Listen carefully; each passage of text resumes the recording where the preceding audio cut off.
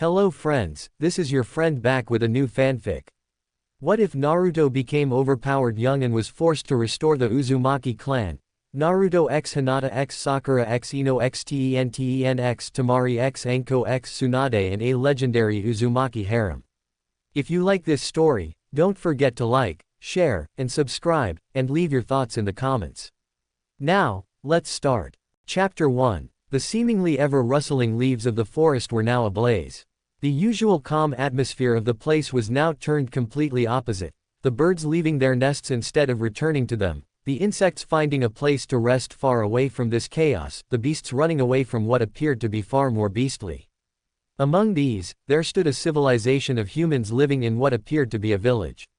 But at this moment it was rendered under complete chaos as people ran away with their children to protect their lives. Houses, property, money, fame, nothing mattered at the moment, except their existence. Yes, Konoha was under attack, by Kyuubi no Kitsune aka the nine-tailed demon fox.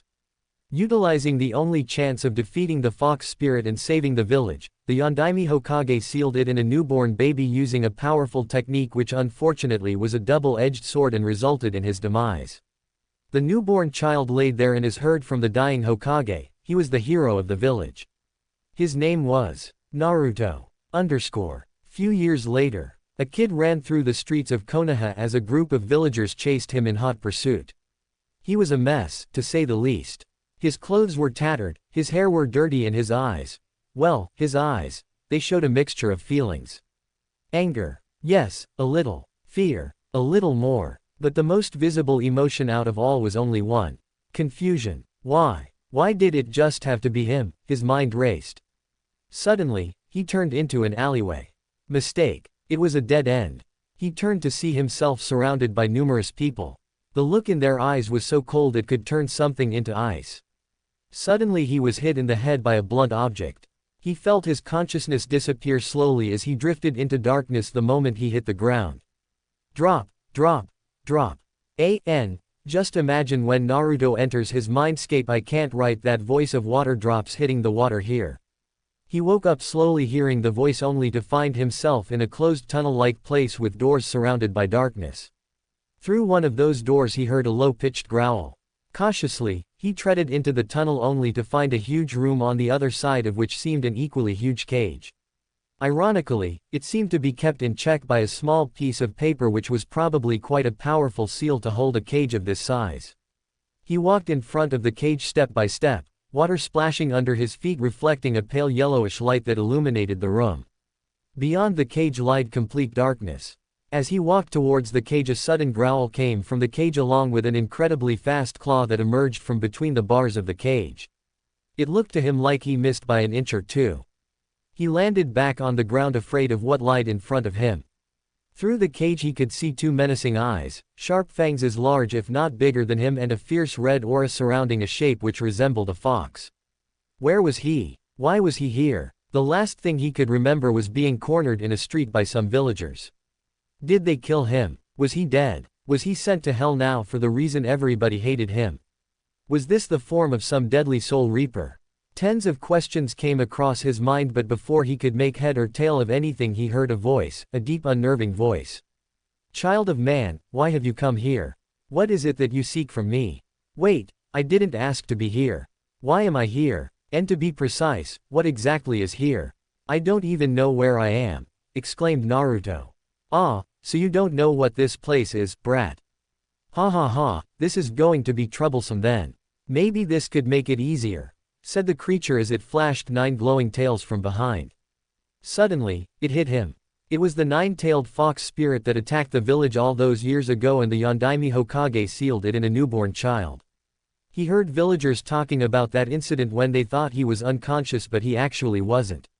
He couldn't understand how it was related to him at the time, but now he understood what it was all about. Everything. The way everyone treated him like he was some monster, some kind of a freak of nature, it was all now crystal clear to him. He was the child in which the Yondaime Hokage had sealed the demon fox. You're the 9 tails. The one who attacked Konoha all those years ago, exclaimed Naruto. It was not my wish to onslaught the village brat. I couldn't care any less, to be honest, said the Kyuubi. Then why Why did you do that? Asked Naruto. HMPH, you're 1,000 years too young to understand that, brat.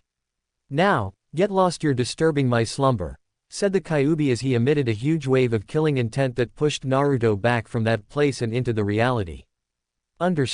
He opened his eyes to find himself in a closed room with dim lights. As he wandered his gaze around the room, he could see a figure standing close to the wall on the other side of th room. As he groggily woke up on the bed in an upright position, the person came closer and said, "You should take it easy for now. You might still have a concussion after what happened. You were hit pretty hard."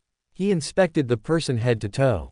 Judging by the long flowing violet hair on the back, it was a girl, wearing a traditional Anbu attire with a mask on the face which resembled a cat. "Oh, Neko-chan, it's you again. I see you saved me. Thanks very much," said Naruto. It seemed that she had saved him on multiple occasions even before this one.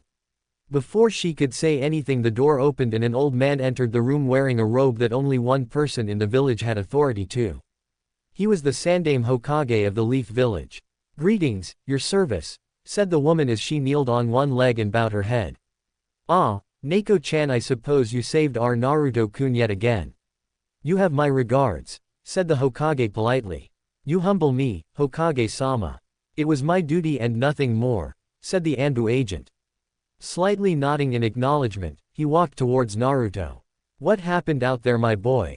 Can you explain the situation which led to you in this state?" asked the Hokage nicely. Remembering the situation, a lump formed in his throat, but he had decided that he would be strong and not cry unnecessarily. He exhaled a deep breath. The Anbu were trained to be heartless so that they can think clearly in a mission, but watching a young kid being ostracized by the whole community made the woman standing beside clench her fist in anger as well as sadness. He started explaining slowly, "I was out to buy some food and groceries for this month. When I was heading back home, somebody caught me from behind and then threw me in an alleyway. I don't know if people saw it or not, but nobody came to help. I was frightened, so I ran away as fast as I could. But I stumbled upon a dead end when a few people attacked me. Next I knew, I was here," finished Naruto. He looked as if he could start sobbing any minute now, but he put up a brave face. Hearing this, the Hokage was infuriated. Those damned civilians, not leaving a single chance to spare this boy. "Neko-chan, I want to hear the scenario from your perspective. What exactly happened there?" asked the Hokage, which sounded almost like an order. "Hokage-sama, I was on my way to submit my report regarding my last mission. I saw some ruffians chasing someone in a lonely area behind the market. I decided to investigate in case if someone was being harmed. As I reached the rooftop, I saw one of those men hit Naruto in the head from the back with an iron rod. I attacked those present there without a second thought. Some are dead and some maybe half dead. I carried him here to the Anbu medical squad as quickly as I could," reported the cat-masked woman. "And exactly where the hell is his Anbu guard who was on duty today?" asked an angry Hokage. She flinched at the tone but knew that it wasn't directed at her. "Apologies, Hokage-sama, but I don't know. I'll have to check. Wait here. Tiger, appear at once," ordered the Hokage to nobody. Suddenly, a man with a tiger mask appeared from the ground who was seemingly the captain of the Anbu Black Ops. "Bring me whoever was on duty NOW." The Hokage's voice was now attaining a deadly tone. "Hi, Hokage-sama." A sweating and terrified Anbu disappeared. The Hokage saw a bag full of groceries lying near the bed. "Maybe Neko carried it with Naruto here. If you don't mind, may I look at the handbag, Naruto?" he asked. Naruto shrugged in affirmation. When he took a closer look at the handbag, the Hokage found that almost all of it contained instant ramen. "Not that I'm stopping you from eating whatever you like, my boy, but you should take care of your health by eating different nutritious foods. You'll fall ill if you eat the same thing regularly," told the old man with a concerned look on his face. "It's not that I don't know that, but the problem is that all other foods are out of my budget. The only thing that I can eat and can buy is ramen. Old man Kyuki at Ichiraku's gives it to me at a normal price. He even offers me food sometimes when all my budget is over and I'm hungry," said Naruto. "Wait, that isn't possible. I give him enough money so that he can live a normal life, unless," thought the Hokage. "Naruto, can you tell me how much a pack of bread or a bottle of milk costs you?" asked the Hokage. Let's see. 250 ryo for the bread and 300 for the milk, told Naruto. Fought! Exclaimed the two voices as even the Anbu woman couldn't keep her surprise in check. Yes, but I get instant ramen for 10 ryo a pack, which is quite cheap, so I can eat a lot, grinned Naruto. Damn those villagers, they are overcharging him for no reason whatsoever, thought the Hokage. In the meantime, the captain brought along the one who was responsible for guard duty, whose mask looked like a wolf. Would you care to explain what happened, or should I have you thrown out right now? Exclaimed the Hokage. Apologies, Hokage-sama. I was on guard duty as usual, but I saw someone attack the boy from shadows with kunai and shuriken. I was able to deflect the attack, but the intruder engaged me. I was able to defeat him, but he managed to escape. After that, I tried to find the boy, but he was nowhere in sight. I've been looking for him until Captain San relayed me that you summoned me immediately, reported the man. So not only civilians but ninja are also involved in these attacks. Damn, this is worse than I thought, the Hokage thought. Okay, now listen to me carefully. Tiger, you are to investigate all of the surviving attackers and the ninja who engaged Wolf. Wolf, you are to investigate all the shops who sell overpriced goods to him. Should any of them resist, drop them to Ibiki. Finally, Neko, you are to drop Naruto home safely and be on guard duty for the rest of the day, ordered the Hokage. Hi, Hokage-sama. All three of them said as Tiger and Wolf shunshed body flicker technique away. Naruto was about to go to his home but decided to tell the Hokage something instead. I know, he blurted out. What do you mean you know? What are you talking about? Asked the Hokage. Now I know why everyone hates me. Why I'm treated like I'm a nobody. Why I'm always being punished. The reason why. I'm an outcast, said Naruto. Both of the adults were completely shocked. It's because the demon fox spirit that threatened the village years ago was sealed within me by the Yondaime Hokage, isn't it? Asked Naruto. But how did you know this, Naruto? I forbade anyone and everyone to talk about this matter as a decree, said Hokage. Naruto slapped himself mentally. He couldn't just say that he met the fox inside his mind.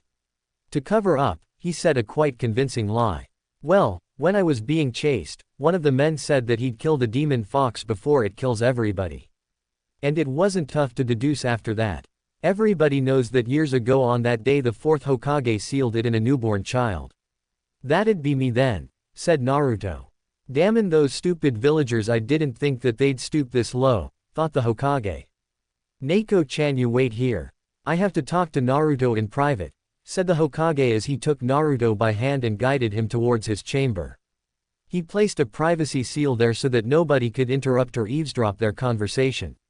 So Naruto, now that you know this, what do you intend to do, my boy? Asked the Hokage politely. I won't be scared of them no matter what they do.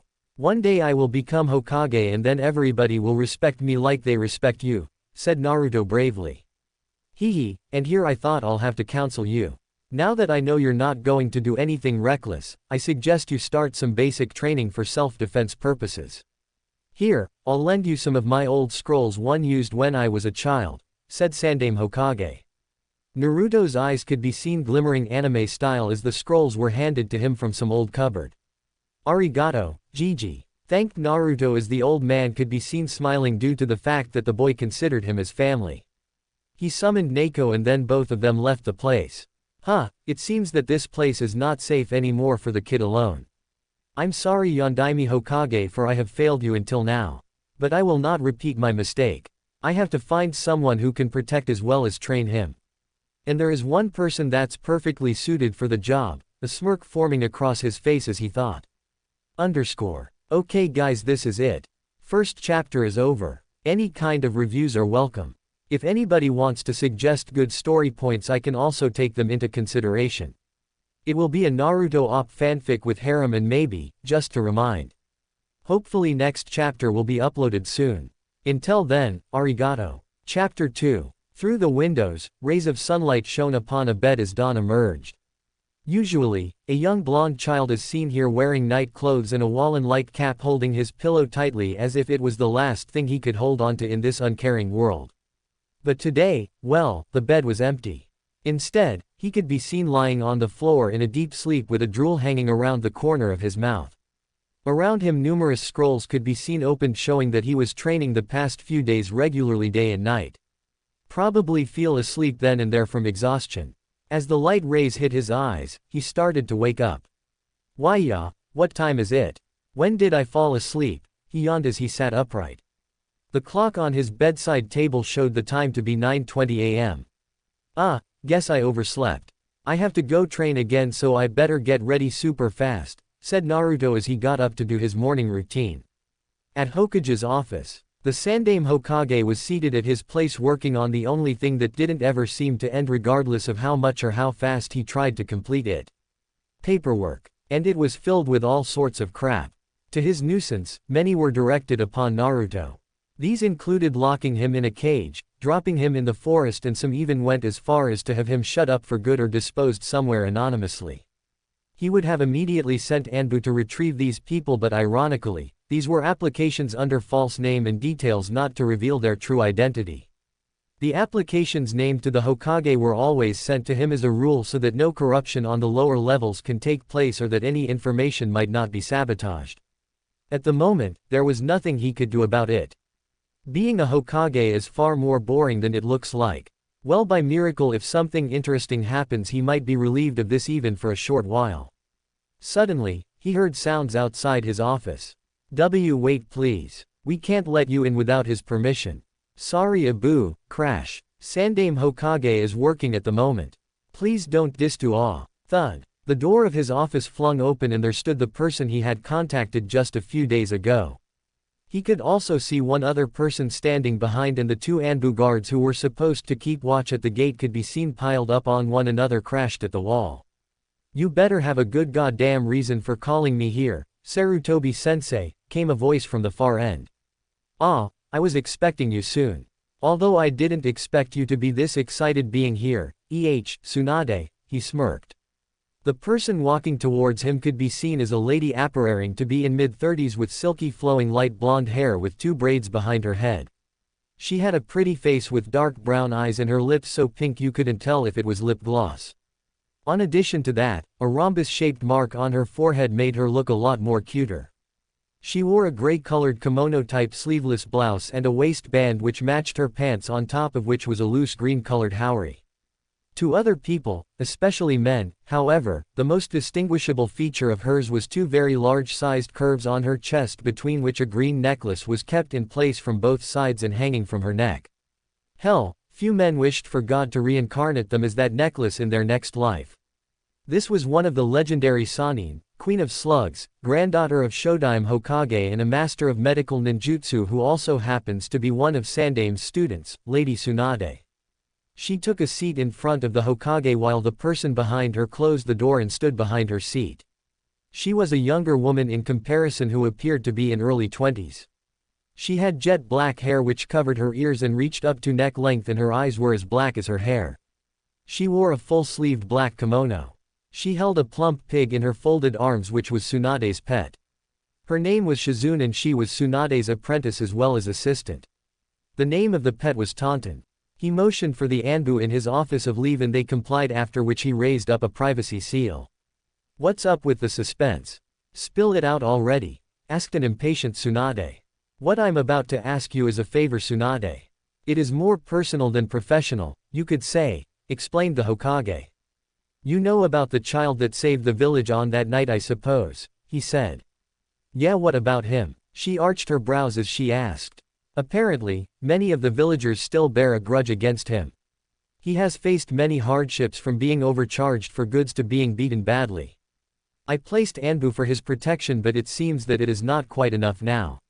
I was negligent over this before and I realize my fault. I cannot change the past, but I must make amends for the future, he explained. Her heart skipped a beat upon hearing about the boy, but still she kept her composure and asked him, although she knew which direction the conversation was going into. And what role do I have in this matter, if I may ask? I need you to take the boy away from this place for some time so that he can train properly and is able to protect himself when the time comes. Given his state, sooner or later there surely will be people after him for the power he possesses, he explained. What do I look like, a babysitter to you? Why don't you ask somebody else to do it, she said as she turned her head and folded her hands. Tsunade, that boy has never experienced the love and care of a family. As Hokage, there is very little I can do for him myself. And in my eyes there is no one more qualified to train him outside of the village, he said. What about the council and the elders? Didn't they oppose it or something? She inquired. Nobody except for those in this room know about this. Should you accept this, then I'll take care of whoever poses a problem. I'm the Hokage, for Kami's sake I don't have to listen to every blabbering mouth, he finished. I need to see this for myself, so I need some time. I'll be leaving for now. Do you know his whereabouts? The boy I mean, she said. This is the location of his house. But as far as I can tell, he might be training somewhere in the grounds, he said, remembering about the scrolls he gave the boy just a few days ago and also the talk he had yesterday. Very well, come on Shizune, we're out of here, she said as she stood up and turned to leave the room with a closely following Shizune. Flashback. Yesterday. At Hokage's office. I have brought him here as you directed, Hokage-sama, and Anbu kneeled in front of the Hokage. Thank you, Hawk. You can leave now. Rest of you may also leave, the Hokage said. He then set up a privacy barrier. Why did you call me here, Gigi? He asked innocently. Let's just say I have a surprise for you. So what I wanted to ask was, what would you want to have if somebody gave you a gift? He asked, smiling. I would want a friend, he said with a glint of hope in his eyes. Ha ha ha, I hope an old man isn't enough these days, huh, he said, hoping to have some fun with the little kid. No, it's not that. I mean, that wasn't what I meant. I mean, he rubbed the back of his head uncomfortably. Don't sweat it, boy, I'm just messing with you, he said to the relief of Naruto. So what is this surprise again that you were saying? He asked. It isn't a surprise if you know beforehand, Naruto. And I'm not sure what it will be either, to be honest. It'll be a surprise to me too how the events unfold, he said. Huh, what's that supposed to mean? Naruto asked. Never mind me, so tell me, what have you been doing these past few days? Any problems with the villagers again? He asked. No, Gigi, the masked people scare them off, so I'm okay. And also I've been training in the grounds since you gave me the scrolls. I can't wait to show you how much I have learned, it's so exciting, he told excitedly. He could see the excitement as well as the wear and tear that could be seen on his clothes and well as scratches on his hands. The more I think about the matter, the more I think I did the right thing. Just wait a little more, boy, you will surely appreciate it, he chuckled internally. Can you please lend me some more scrolls, Gigi? I want to read more about them, he asked. I'm sure you would like that. But more importantly, Naruto, listen to this, you need to complete the basics before you move on to the next level. If your basics aren't strong, then nothing advanced can be learnt properly. On the contrary, if you master the basics, then you can use them in every technique you learn. Think of them as the foundation upon which a great monument stands strong, the Hokage explained. Oh, now I understand. I will master the basics as soon as I can, said Naruto, giving his signature grin. Very well then, Naruto, I think I'll have to get back to work. Good luck on your training, he said. Okay, later, Gigi. See ya, said Naruto as he stormed off excitedly for probably another round of training. Somewhere outside the village. I can't believe I have to go back to that village again. And on top of that, I don't even know the reason I'm going there. I swear if the old man doesn't give me a good reason to have me summoned there, I'll make sure he regrets it every day of his life. The blonde lady said. Please calm down, Lady Tsunade. Hokage-sama must have a good reason to call you. And we'll reach it by tomorrow morning, so there's no need to worry, we have to be just a little more patient, said her assistant, trying to calm her down. Oink oink, the pig said, oinked. In affirmation. Flashback ends. What a boring old place this is. It doesn't even have a tavern. I wanted to blow off some steam, and who knows when we'll get the chance to be in a tavern again, Tsunade said. What do you mean by that, my lady? Does that mean you're going to accept Lord Hokage's proposal? Shizune gave a sly smile. Well, I mean, I don't know for sure. We'll see about that later, she said. They dawdled around a bit in the village, after which they decided to take a look at Naruto's home since there was nothing interesting around the village. The Sandaime Hokage was very strict about the people, especially children, picking up bad habits such as gambling. Naruto's apartment. When they saw the locked door, they realized that the Hokage was indeed telling the truth when he said that he'd be out training somewhere. Shizune opened the door using the spare key that the Hokage had given them to look at the place in case Naruto wasn't around.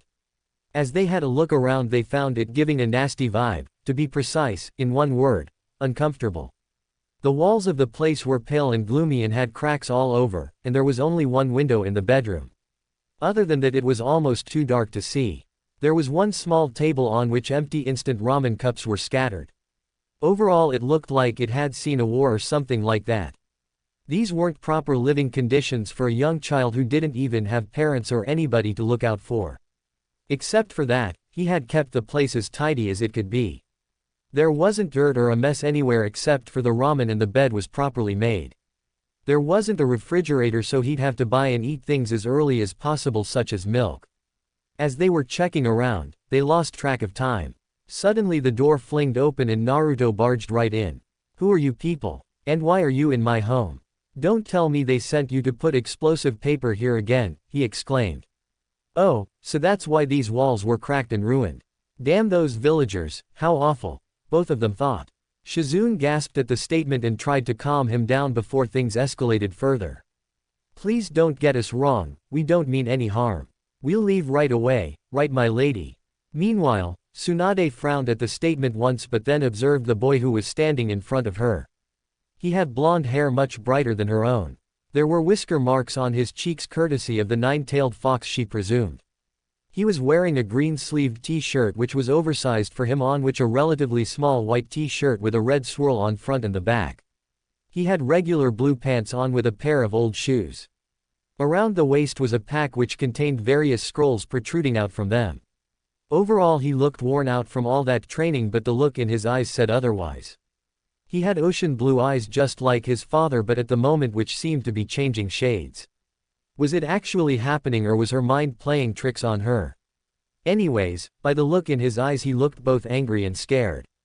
He was terrified that one of the villagers was here to hurt him yet again. Tsunade walked up to him and embraced him in a tight hug.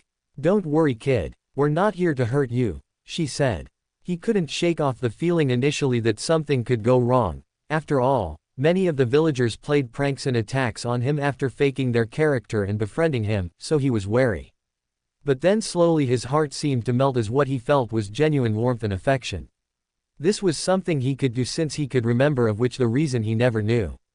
"Okay, I know that you're not here with any ill intentions, but I still don't understand, why are you here in the first place?" he asked innocently after leaving the embrace. "Well, actually we were looking for someone who could be our friend, and then Lord Hokage told us that you'd be willing, so he gave us the spare key," she said, smiling. He suddenly remembered that the old man was talking about some surprise and friends. Maybe this was it. He was talking about them. Suddenly his face lit up with newfound energy and he asked them. Yes, definitely. Would you like to be my friend?" he asked. "Of course. Now let me introduce myself. My name is Tsunade. And let me introduce my companions too. This is Shizune and this is my pet Taunton," she said. "Nice to meet you." Shizune faltered. "Naruto. My name is Naruto Uzumaki, Datbeo," he exclaimed.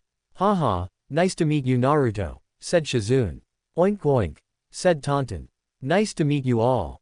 This is the first time I've talked to somebody except for the old man. I'm so excited. Will you stay here tonight? I have a few premium ramen cups that I saved just in case I make a friend. We will have fun," said Naruto excitedly, somehow losing all the fatigue that he got through the day. They smiled at the young boy's antics but had to refuse his offer. "We're sorry, Naruto, we can't stay. We are staying somewhere else, but we'll meet again soon." "That's a promise," she said. "I thought we can have fun since we are friends now." "But if you promise, then I'll hold on to it," he smiled. "As a parting gift for now, there's something I want to give you, Naruto." "Here, take it," Shizune said as she handed him a scroll. When he opened it, he saw a hollow diagram at the center of the scroll. "What does it do? I can't read anything on it except for this, which I can't understand," said Naruto, pointing out. "It's a sealing scroll, Naruto. I suppose you are able to infuse chakra even though a little." He nodded. "Good, that means now you can use that training. So all you have to do is put some chakra on the seal and you can easily store your other scrolls in here, as I see your waist pack is almost about to burst from all those scrolls," she said. He took a look at the scroll and then Shizune and then the scroll again. Suddenly he jumped on Shizune and hugged her.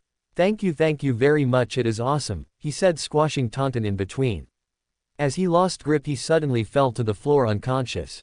Looks like he's been training all day and must be exhausted. Let's put him to sleep and leave Shizune. I've made up my mind, Tsunade said as she healed him up a bit. They put him to bed and took a cue to leave. As they were leaving, Tsunade couldn't help but take a look at the sleeping boy. She could not forget the smile he had formed for the rest of the day. She walked somewhere in a hotel in Konoha.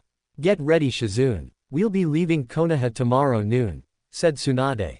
But what about Naruto, my lady?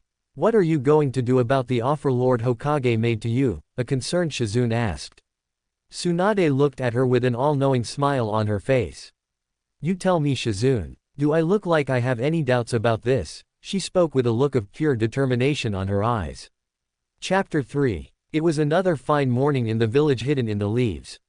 People were going out for their respective workplaces, ninjas were going out on missions and little kids were playing games in the playground.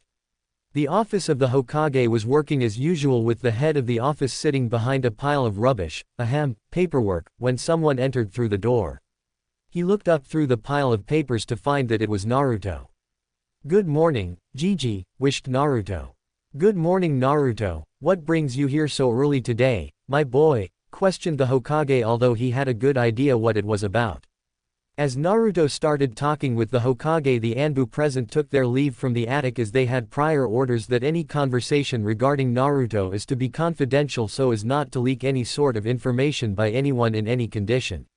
I made friends for the first time in my life, exclaimed Naruto. Knowing Tsunade, I see the meeting went even better than I expected, the Hokage thought. Oh, is that so? Might I ask who might be these friends of yours? He said. There were 3 people. Well, 2 people actually and 1 pet. And their names were Lady Tsunade, Shizune and Taunton, he said. And you know, at first I thought that it was all my imagination, but, Naruto started explaining. Flashback. Naruto woke up early in the morning. He felt energized as if his strength was restored completely and his body was devoid of any bruises or scratches which he had suffered during the training the previous day. He wondered why. Then suddenly he remembered that some people were here yesterday. He jumped from the bed and wandered around the house in hopes of finding them or if there was any message left for him. He couldn't find any clue showing that they were here. The place was the same gloomy dark corner it has always been. So it was just a dream after all. Silly me, to think that somebody would be my friend, he thought out loud. He went to freshen up and do his daily morning chores before heading out to train. Yosh, I'm gonna show everyone that I'm worthy enough to be acknowledged. I will become Hokage someday, Datbeo, he forcefully cheered up himself as he went to grab his training material. He reached for the scrolls, but to his surprise he found only one, and it wasn't one of his scrolls. It presented a peculiar design and a nicely tied butterfly-shaped thread around it. The memory of this particular scroll from last night flashed in his mind and a really large grin spread across his face.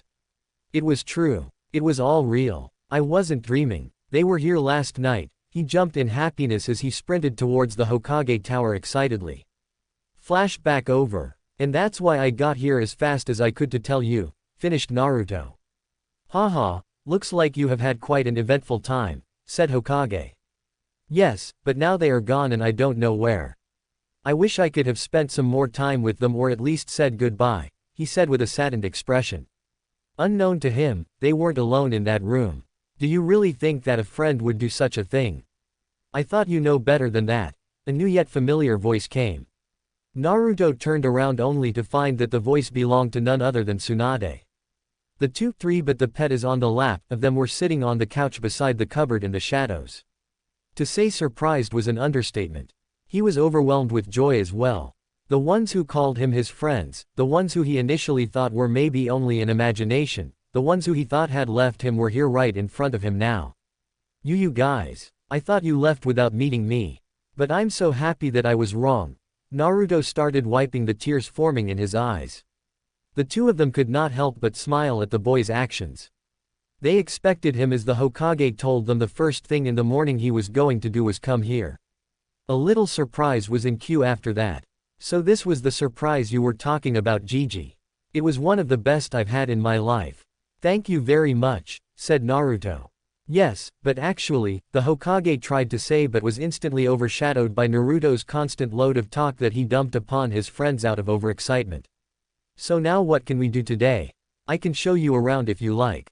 We can go to Ichiraku's ramen, he has the best in the entire village. If we can spare time maybe we can do a little training too and you can help me. I know you are ninjas since you gave me this storage scroll. Quote. As he blabbered on he was cut off by Tsunade. She walked up to him along with Shizune. Naruto, shut up and listen to me, she ordered. He was a bit taken aback by the change of behavior but still complied. We are going to be leaving Konoha today itself, Naruto. No time to be roaming around, she said. He was disappointed at the sudden revelation and felt a lump forming in his throat. He expected them to spend a little more time with him before parting ways. It's okay, I understand. You must also have some work that you have to do. I'm happy that at least I will be able to say goodbye, he said. Before anyone could say any further, the Hokage intervened to complete his previous statement.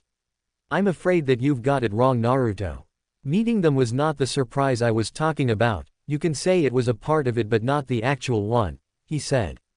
What do you mean, old man Hokage? I can't understand any of it.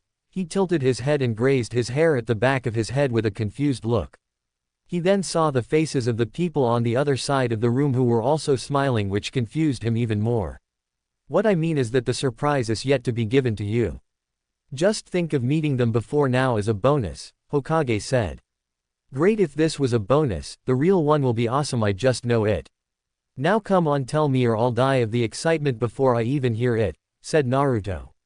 The group chuckled at the restlessness of the boy. Ahem, I think that it's better if your friends reveal it to you themselves, he said, although he wanted to disclose it himself to see the child's soon-to-be happy face. Naruto turned towards the other members in the room with glittering eyes. You, Naruto, are invited to go on a journey with us outside the village, Tsunade told him. Silence. It was something he couldn't process that quickly and easily in his mind. Sure, he thought that the surprise would be good, hell, it would be great. But his expectations were a bit different. Maybe they'll take him to a restaurant for dinner and play with him when they come back next time. Or they'll give him another cool thing such as that storage scroll they gave him before they go. But this was beyond his farthest expectations to a great degree due to many reasons. First, he wasn't allowed anywhere outside the village due to any reason because of who he was. Moreover, they just became friends with him. Why would they want to risk themselves with him and take his responsibility? It didn't make sense at all. He just couldn't let his hopes up yet. There has to be some kind of reason that the people of this village will give to make him stay here. He tried to be optimistic, but the truth was that the fear inside him couldn't help but always think of the negative outcomes that always occurred to him.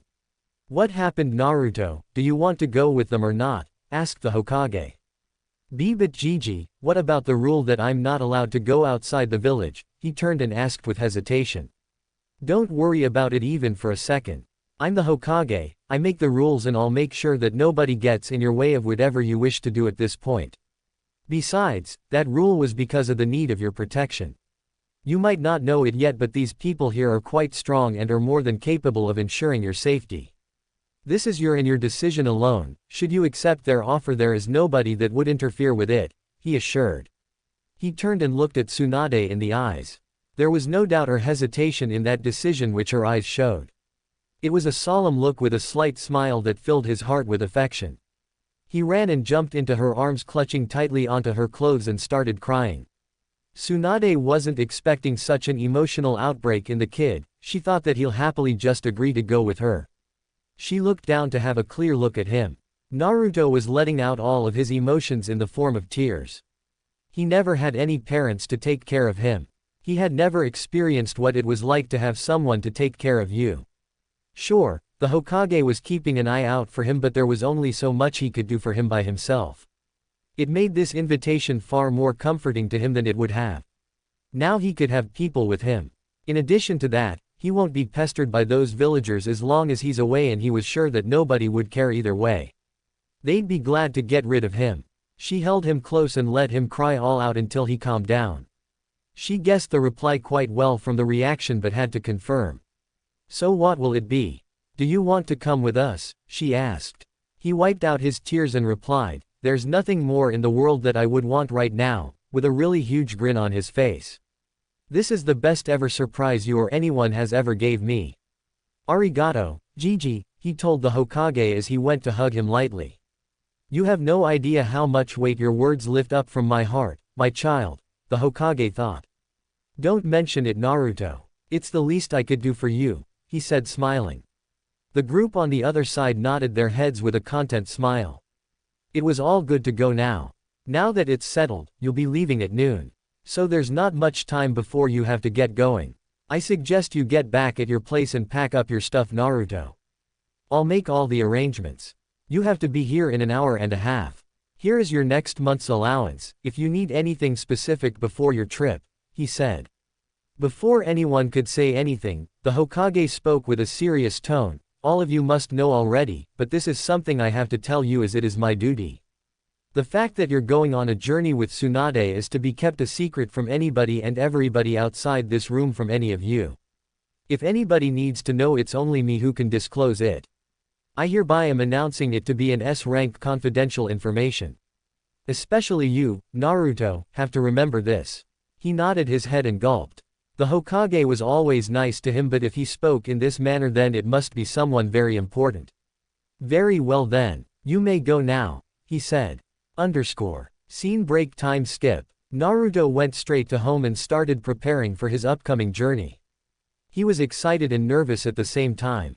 But wasn't afraid. After all, he wasn't alone now, which was the greatest change. He had people he could rely upon. He started packing all the things he would need for the journey. Backpack, check. Clothes, check. Toothbrush, check. Scrolls, check. Food, no check. He forgot ramen. He had only a few left since he ate a lot after he trained. He just had to get more of them. He had developed a habit of it and he just couldn't suddenly drop it. Although he'd miss Ichiraku's special, but still instant ramen would have to do. He ran out of his house at full speed. He was going to get all the ramen he could while keeping a fair amount left for later. All these times made him keep a track of his finances and not spend them unnecessarily. He also wanted to say goodbye to old man Tuki, but also remembered the promise made to Hokage not to tell anyone the details. Well, I'll figure a way out somehow, he thought. Scene break. Office of the Hokage. A conversation was going on between the teacher and student. Her assistant had gone to pack up their stuff. Although now it would seem that it was about to end. From today on, I give you the responsibility of raising this child, Tsunade. I have far too many regrets that I can't redeem just yet. I feel as if I have failed the fourth until now. I'll be assigning this as an S-rank mission and also your pay will be sent accordingly. I have a feeling that this one mission will be crucial as it will play a huge role as to how the future of the Hidden Leaf Village will turn out to be. I leave the rest in your hands, the Hokage said. I fully understand that well, Sarutobi-sensei. I'll do the best that I can to protect and train him. I'll take my leave now with your permission. I'll see you later when we leave the village, she said. He nodded. She stood up and walked towards the door to leave, but not without saying one last thing. Also, I don't need that S-rank mission pay. For all I know, I'd gamble it away like always. It would be better if you make a separate account for Naruto and deposit them into that. After all, this mission is about him, she said. He just chuckled in confirmation. She has become too indulged in bad activities and habits such as drinking and gambling after the loss of her loved ones and leaving the village. Maybe this is a good opportunity for her too to find someone she can live her life and care for, leaving those habits behind. I hope this journey turns out for the best of everyone, he thought as she left. Scene break time skip. As Naruto neared the ramen stall, he saw a duo of ninjas standing there. Their attire showed that they were Chunin and considerably tired from the looks. He was in the range of hearing of their conversation. Man, it sure was a long mission. I'm starving like hell. Hey, don't bring that up now. We're in front of Ichiraku's ramen. This place is a paradise for food. We're gonna eat till night. Yeah, I can't wait a second longer now, come on. As he was going to go inside the stall, his partner stopped him. Wait up, see that? He's that brat. Come on, I don't wanna be anywhere near him. Let's go somewhere else. Huh, yeah you're right. I wouldn't have gone even an inch without having my food, but this surely makes an exception. Let's go. Naruto flinched at their talk and felt bad for the stall owner because he was the reason why many of his customers didn't eat at his shop. In addition to those losses, Naruto wasn't even able to pay him for his own meals sometimes, due to the fact that every other shopkeeper ripped him off a lot of money. As he entered the stall he was greeted by the store owner, Chuki. Morning, Naruto. How've you been? Been a few days since you last had ramen. You want a bowl of Naruto special? He asked. This man had always given him food for free when he was hungry. When he asked how should he repay him for the meal, the man always replied with, "The happiness on your face after eating my ramen is the best payment I can ask for. Eat as much as you want," and Naruto couldn't do anything but thank him for his kindness. After not hearing an answer, Chuki looked up at him and found him staring at him. "Hey, sit down kid, you gonna order something or stand here all day?" he asked. "Huh, yeah, I was just here to buy the instant ramen cups, ya know," Naruto said. "Oh, no Ichiraku's ramen then. No big deal, you can come by later whenever you want," the owner said. "Wait, on a second thought, I wouldn't be able to come here again for quite some time. Might as well have a bowl. Also, I would be able to talk easily if I'm not in a hurry," Naruto thought. "I guess I'll have a bowl after all," said Naruto with a smile. "One bowl Naruto special coming right up," announced the owner. After a few minutes, it was served and Naruto started eating slowly while the owner finished packing up his instant noodles. He put the pack beside Naruto and told him that it was all done, to which he got no reply. He watched Naruto eating slowly, which was unusual, and he also didn't talk much today. There was something on his mind and Chuki knew it. He decided to ask him. "Hey kid, something on your mind? You're not your usual self today," he asked. Yeah, there was something I wanted to tell you, Oji-san. I won't be able to come here for quite some time. That's all I can tell you. I'll miss you and this ramen so much," Naruto told him. He frowned at the statement but knew that it was something that the boy couldn't disclose. Being around ninjas so much had made him observant in a lot of ways. "Just tell me this, will you be okay, and are you going wherever you will by your own choice?" asked Chuki. "Yeah, believe it. And I am very happy to be able to do that. You don't have to worry about me. And whatever else you want to know only Gigi can tell you," said Naruto with a huge smile. "So, it's Hokage-sama who is sending him somewhere. I don't have to worry at all then, I suppose. Also, he looks quite happy and I've never seen him like that," he thought. With all the talks with Naruto, he had come to understand that Naruto affectionately called the Hokage as Gigi, as he was probably the only one who took care of Naruto and considered him as family. When Naruto finished up his bowl, he put the money on the counter for the bill when another large bowl of hot ramen appeared before him. He was confused and looked up at the stall owner. "This one's on the house. I wish you a very happy journey, Naruto," said the owner with a genuine smile. Naruto thanked him rather excitedly and hugged him goodbye after finishing up the ramen. With that he ran towards his home with the ramen cups to pack up whatever was left and leave for his upcoming journey. Scene break time skip. Naruto entered the office of the Hokage with a rather large-sized backpack behind him for his size. At first the Hokage thought of asking him but then waved it off. "Alright, you've come just on time, Naruto. Ready to get going?" he asked. "Yeah, I sure am. But where are the others?" Naruto said as he looked around the room. "They have already left the village borders without you so as to not raise suspicions. I will be sending somebody to escort you secretly outside the village where you can meet them," said the Hokage as he summoned an Anbu. A man with a dog mask appeared. "Inu-san, I see it's you. Will you be taking me there?" asked Naruto.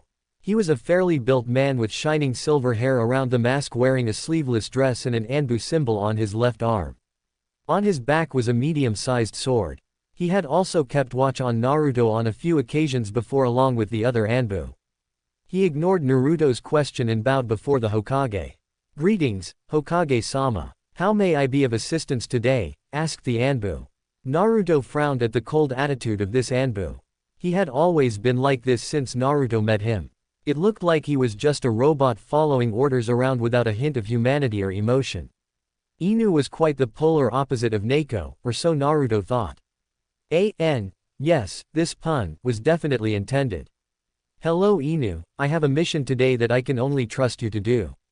That's why I had you summoned here. It is a part of a top-secret mission that is to be kept confidential. You are not to utter a single word to anyone about this task, is that clear? Said the Hokage. Crystal, replied the Anbu in a single word with a monotonous voice. Listen closely. Your mission is to escort this child here outside the village at this precise position. The crucial part is that no one should get even a hint that he is being taken outside of the village. Once you have completed the mission, you may return back to the village, explained the Hokage while handing a piece of paper which was probably a map with the location specified. Understood, was the only reply he got from him. He walked up to Naruto and grabbed him and slumped him on his shoulder. I'll take my leave. Please excuse me, he said.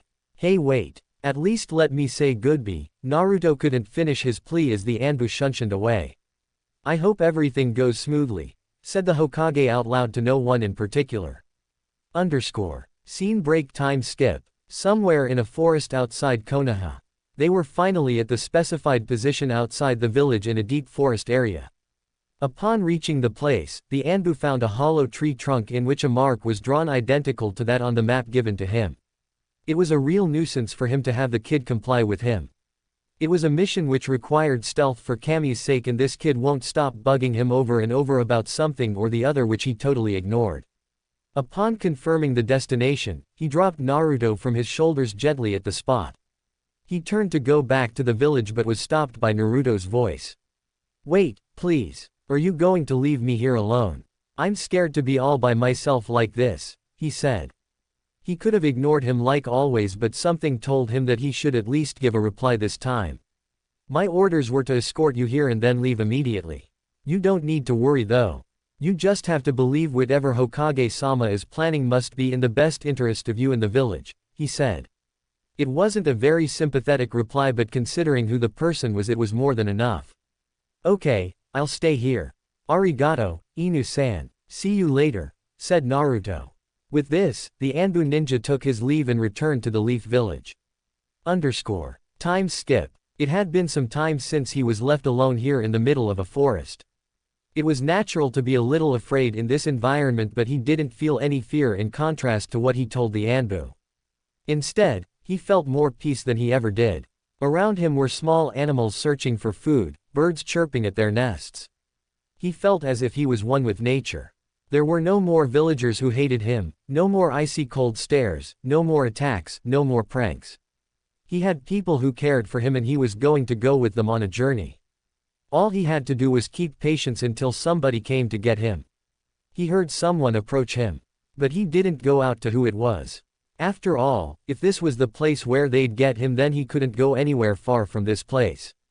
As he was waiting, a brunette woman whom he couldn't identify appeared in front of the tree along with a cat beside her. He was surprised that someone else found him, as the Hokage had made a lot of measures to prevent him being detected. Oh no, I've been found. I have to run and hide somewhere nearby to avoid them until somebody comes to get me, he thought as his body tensed up. Hey Naruto, I hope you're alright. I had a hard time scouting the area for enemies before I came to get you, she said. Naruto tilted his head in confusion. He never met this lady, but somehow her voice was familiar. Oh, I forgot you can't detect transformations yet. I had to transform so that if any enemy was around he couldn't identify me. Here, I'll release it now. Kai, was the only thing he heard before a cloud of smoke appeared and the two figures in front to him changed. They were none other than Shizune and Taunton. It's you guys. You've finally come to get me. And what was that amazing technique? I couldn't even identify you, Naruto said. She couldn't help but laugh at the excited boy's face. But this was not the time for that. Come on, Naruto. We've got go to Lady Tsunade. They're waiting for us not far away from here, she said as she held him and shunshined away. Wait, who are they? I thought there would only be one person waiting, said Naruto as he was once again cut off from completing his sentence. As they reached the location, they saw two figures standing. There was no delay in identifying both of them for Naruto. However, one was unexpected to be there, yet Naruto was happy he was. I see you've finally reached, Naruto, he said. Gigi, you're here. How did you reach here so fast? And why? I thought you would have stayed at the village, he asked. How I came here you ask, I have my ways boy. And as for why, I can't let you go without a proper goodbye right, said the Hokage. Naruto embraced him and thanked him for coming here. I expect you to be gone for quite some time but don't forget to keep in touch, he said smiling. We will. Lady Tsunade finally spoke up. As they bade their goodbyes and left, the Hokage saw Naruto's hand holding Tsunade's, which made him content. I may not have been able to save your parents or care for you, for which I truly regret. But I hope that during these travels you will experience the feeling of having a family, even if it's little. I wish you the very best, for your future as well as the future of Konoha, he thought. And me, well, I guess I'll just have to get back to paperwork, he said out loud in frustration. Scene break time skip. At Hokage's office. What the hell do you mean that the Nine-Tails brat has been sent out of the village somewhere? A feminine voice erupted. Yes, this is a very serious matter, Hiruzen. Call him back immediately, a similar masculine voice came. I believe that what they are saying right, Lord Hokage. This is a matter that concerns the safety of the village itself. If not anything else, tell us where is his location so that we can send additional protection if required. This voice was calmer than the other two. Shut the hell up, each and every one of you, the Hokage said with a stern, commanding voice. All of them kept quiet after sensing that killing intent radiating off the annoyed old man. He calmed down after that. First of all, I'm the Hokage and nobody, including both of you, Kaharu and Homura, can give me orders on what I should or should not do, said the Hokage looking at the former two with a harsh voice. And as for you Danzo, I'm well aware of the situation and I have taken steps keeping in my mind the safety of the village first and foremost. I don't need to send any reinforcements for his protection. He is quite very well protected, he said. As for his location, it is a confidential information that I refrain from disclosing to anybody. So I don't want any of you asking for it and also forbid you to talk about this matter to anyone else outside this room, he added. Both the counselors shuddered at his tone and anger. They nodded quickly, realizing it could turn bad for them. Danzo, on the other hand, was annoyed that something this important slipped by him and is now unable to get anything out of the Hokage either, but knew well that pushing it won't do him any good. He nodded to the Hokage reluctantly. Damn you, Hiruzen, you pulled a fast one on me. I won't forget this. I will know what you're planning sooner or later, he thought. With that, all of them left the office of the Hokage. The Hokage relaxed after being in that heated discussion for the last half an hour, which seemed like eternity. It all started after a few days of Naruto's departure, when someone tipped off Danzo that the Nine-Tails kid had disappeared from the village without a trace and the Hokage was somehow involved. Upon finding out, he informed both the counselors to have them force the Hokage to give out information or pull back his plan. After a long patient description of what should have made them understood about letting him handle things, they instead started shouting on him for acting up on his own. That was when he lost his patience and shut them up. Well, this was harder than I thought. Anyways, it's all over now. They won't disturb me again soon. I wonder what Naruto and the others would be doing, he thought as he started sorting out the paperwork again. Chapter 4. It was another quiet day. Somewhere in a forest in the outskirts of Konoha lay a single person rested against the hollow bark of a tree from the inside. He remembered the time when he was here in this very tree quite a long time ago when he set out for his journey. He was cherishing the peace that nature had bestowed upon the earth and all its creatures. Each creature having its own role to play in the eternal cycle of life. Plants and trees all around in the surrounding gave him a great sense of happiness and security. Why? He didn't know for sure. Maybe because he was born here. Or maybe because that he had traveled to so much places that being back made him euphoric. Or maybe because something inside him was different from the other people. No matter how long he sat there, he didn't want to leave the place, such was its calming effect. Although, his wish didn't come true as he sensed someone approach the place. His muscles tensed up a little subconsciously. It was just a reflex that occurred whenever someone unknown approached. He was taught to be cautious every time. Although this person wasn't unknown, his senses told him that the feeling it gave was familiar. He didn't have much time to guess as the figure reached the destination, which was exactly in front of the tree he was resting in. He took a good look at the person. It didn't take any time to realize now why the chakra felt familiar. The person was wearing the traditional Anbu attire with a long sword tied at the back with a face mask. The most distinguishable feature although was the long violet hair that flowed beside that cat-faced mask. "I'm here to retrieve you and escort you to the village," she said in the usual Anbu monotone. "Long time no see, Neko-chan. I missed you. But why this cold attitude?" the boy asked. "Why should I welcome you when you didn't even come to say goodbye? Do you know how worried I was at first until I approached Hokage-sama about your disappearance? I could only get little relief when he said that he sent you somewhere but still couldn't disclose any details," she said with a little emotion returning to her voice at the last statement. He could have almost seen her pouting if not for that mask. "Hee, I'm sorry Neko-chan. But there wasn't much time given to me before I had to leave. And with all the secrecy, I couldn't wander about to find you without arising suspicions," he explained. "Very well, I think I'll forgive you this time. But next time whenever something like this happens, you better tell me beforehand. And also, I missed you too," she said after contemplating for a second. "That's more like it. I think we should get going now or otherwise I'll get another scolding for being late. The others must have already reached before and must be waiting," he said. She smiled behind that mask at the boy because she was happy for him to be back. "Of course," was the only response.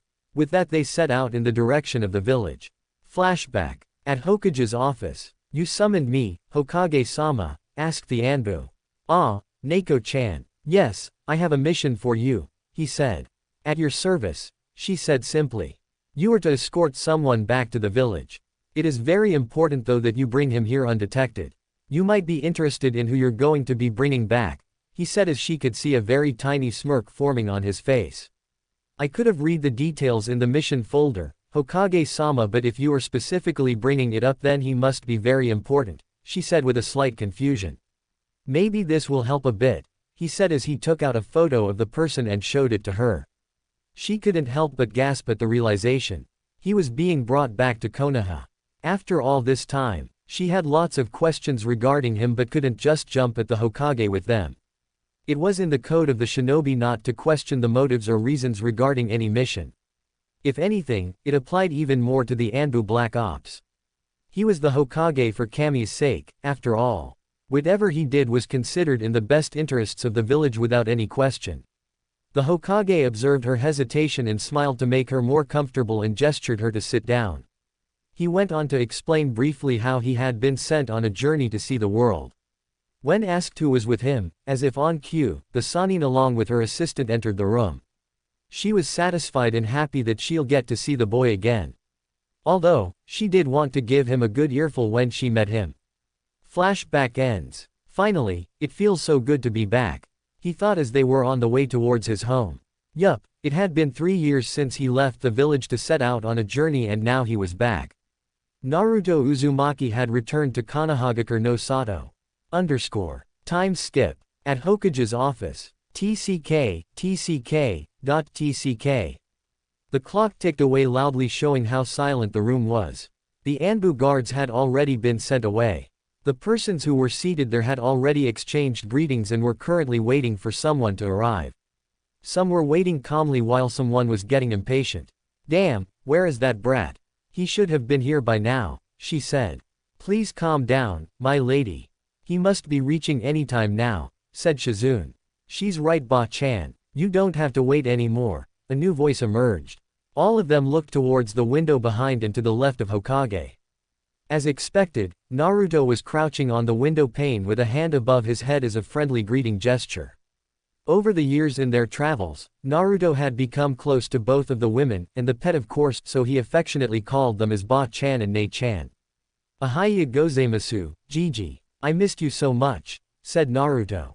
"Ohayou, it's great to see you too, Naruto. It didn't seem as lively here without you, my boy," the Hokage chuckled. He jumped inside followed by the cat-masked Anbu. "Mission accomplished, Hokage-sama. No complications along the way. May I take leave now?" she asked. "Good work as always, Neko. And yes, you may leave. I'll sign the mission report later," he said. She bowed her head and disappeared using the body flicker technique. Turning to Naruto, the Hokage took a closer look at him now that he was standing in front of him. He was no longer the little boy like the Hokage remembered him. His attire and personality had changed considerably. He wore an orange jacket over a white t-shirt with black jeans and sandals. On his waist was a pouch which contained all the ninja gear. A medium-sized bag hung on his back strapped on his shoulders.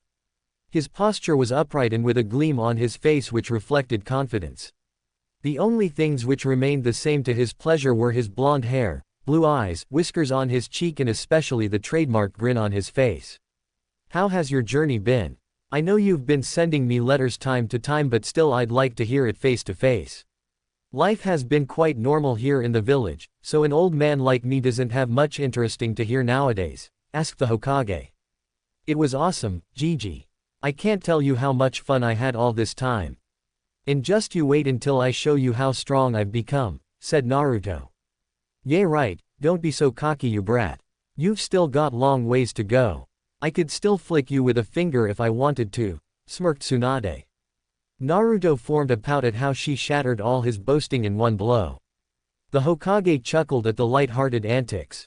My, it sure has been a long time," thought the Hokage. "Of course, Naruto. I myself am quite curious as to how strong you've got since the last time," he said. "Yeah, and there's also something else that you don't know about yet. We'll keep it a surprise then," Tsunade smirked. The Hokage was curious but he knew Tsunade far too well to know that there was no way he'll get anything out of her. He decided to drop the topic and leave it for later. "Why don't we have a test the extent of your skills, Naruto?" he asked instead. "That would be a great exercise for him, sensei. I would also like to watch an interesting match before we hit the road again." "Who will you be pairing him up with?" Tsunade asked. "You seem to have the wrong idea, Tsunade. I'm not pairing him up with someone to gauge his skills. I want him face to face and look how much progress he's made by exchanging blows in combat." "Yes, you're thinking right, I will be his opponent," said the Hokage. Tsunade had a surprised look on her face while Shizune's jaw dropped at the statement. "You must be joking, right, Hokage-sama? There's no way someone like you would actually fight this little kid, right?" Shizune asked out of concern. Sure, Naruto was strong and could hold his own against a regular opponent, but this was the Hokage. The strongest person in the Leaf Village, no, the Land of Fire. He could squash him like a bug without a sweat if he wanted to, not that he would actually do something like that, but still. "I understand your concern. Don't worry, I merely want him and maybe loosen some rusty joints," he said while laughing. "Yeah, I get to fight the Hokage himself. This will be a golden opportunity if I want to prove that I can be Hokage too, Datbeo," Naruto exclaimed. "Now that all is settled, I would like to give you a welcome back present," the Hokage said. "Whoa, a welcome present? You mean a gift? What is it? Please tell me, hurry up," he said excitedly. The Hokage chuckled internally. No matter how mature he has become, he was a child after all. These little happy moments and excitement made the boy jump up and down, which he truly liked and hoped that Naruto never loses it. "Hold out your hand, Naruto," he ordered. Naruto happily complied. The Hokage took out a scroll and opened it. A seal was made on it beforehand. He took Naruto's hand and pressed it upon the seal. To the boy's astonishment, the seal transferred onto his palm. He was a little surprised but kept calm. The seal vanished after a few seconds as if it never existed. "Here, all done. Now you can step back," the Hokage said. "But what is this seal? And why is it on my palm? Why did it disappear?" he asked when a lot of questions raised in his mind as he stepped back. "This is the key to your new home. You won't be living at your old place anymore," the Hokage said smiling. "What? But what about my old house? And my stuff that I left?" he asked concerned. "That place also belongs to you. And all your stuff is safe in the storeroom of your new home. I had it moved since many people tried to pry around in your old home," he explained. "Really? I'm getting a new home," exclaimed Naruto after the initial concern about his stuff was now relieved. "Yes, here is the location. It is a 2-story apartment and yours is the upper flat. The owner of the lower one is mostly out of the village for business purposes. So neighbors won't be a problem. But even then, I suggest that you disguise yourself or keep yourself hidden from the general public as possible when you go there. There's no telling what some hooligans might do if they know you live there, explained the Hokage while handing him a paper. Wow, that's awesome. Thank you very much. I get to live in a brand new home. And sure, I'll remember all the advice and follow them properly, he said. But wait a minute, you said that this is a key. But how is it possible? I thought it was a seal of some kind, Naruto added. This is a special kind of seal, a type of key. The lock is a chakra seal on the entrances. It is a basic chakra seal lock but should keep away any prying civilians from entering your home, said the Hokage. Naruto was gaping with awe at him. He never thought when he reached home he would get such a gift. Arigato gozaimasu, Jiji, he said as he hugged him lightly. I'm glad that you like it. But it can wait until you actually see it, Hokage said. However it may be, it will be good for me if you have chosen it. Also, it cannot be worse than the last one no matter how you look at it, Naruto grinned. The Hokage and the other chuckled heartily at the silver-tongued devil. Now please excuse me, I have to go unpack and arrange my stuff. I have to prepare for the match tomorrow. What time should I be there? Naruto asked. I guess 7 in the morning would be a good time. I have to be at the office afterwards for some paperwork, the Hokage told him and dropped his head out of exasperation. Understood. I'll be on time, Naruto said as he approached the window to leave. I forgot to tell you, but there's one thing in this village I missed even more than you, Jiji, Naruto added as he jumped on the window pane. Huh, what is it? The Hokage asked curiously. They could see the outline of his smirk as he was facing towards outside the window ready to leave. The one and only, Ichiraku's ramen, said Naruto as he took off. Only laughter could be heard in the office afterwards. Scene break and time skip. Naruto was going through the streets of Konoha disguised as another person. He decided against directly going to the ramen shop as he had the luggage on him. First he would drop the stuff at his home, brand new home, and then head there. He arrived at the location. It wasn't very far from the center of the village like his last one, but not very close to it too, which was good, since it would be more peaceful. It was exactly like the Hokage had described. 2 floors in the small apartment with a stairway at the left side around the back corner. The front door of the ground floor was locked, as expected. Good, no annoying neighbors, he could even train without getting complaints from under the floor. He reached the stairway and entered the building after carefully looking around for anyone watching him. After reaching the top, he found only one door which had a basic design and pure white color. Good, the last thing he wanted was flashy appearances around to get unwanted attraction. The only peculiar thing was a rectangular metal plate above the handle instead of the lock that lied below it. He figured that it would be the chakra lock that the Hokage had told him about. He pressed his palm upon the metal plate and felt a little tinge in his palm. The seal glowed for a second and then the door unlocked. He wondered at how the mechanism worked but dropped the thought away for the time being. He opened the door to enter the house, no, his new home. He was quite impressed at the first glance of the interior. It was nothing like the old shabby dump where he used to live. On the contrary, it gave a bright feeling to the heart. The design was plain and simple on the inside as it was on the outside, nothing fancy, not that he needed it. At the doorstep, a shoe rack laid on the corner. He removed his sandals and proceeded to explore the house further. On his front was a wall which led the only walkway to the right side into the center of the house. Before the turn, he spotted 2 doors on the sides of corner, left and front. He peeked through the door on the left to find one small store room which was half occupied with his old stuff. He moved on to the next door through which he found a medium-sized empty room with 2 windows and a gate which led to a small washroom. Well, I can probably put some chairs around here to make it a guest room or something. I'll figure out later, he thought. He closed both the doors and turned into the narrow walkway. Well, this is good. This way nobody can see my home directly through the front door even if I made a mess, he said to no one. He reached the end after a few steps and found a large hall on the right compared to the rooms before. Otherwise it wasn't anything huge. Still, way better than his old home. A square wooden table with chairs was present in the middle, good enough for 4 people. On the immediate left at the end of walkway, a door was present which led to a comfortably spacious let bath with a small skylight which could be covered. Moving ahead, a shelf was present in the wall which separated the next room from the bathroom. The corner room was a kitchen and was until now the most additive improvement from his old home yet. It was floored with tiles and the counter slab was made of marble with a regular sink at a corner.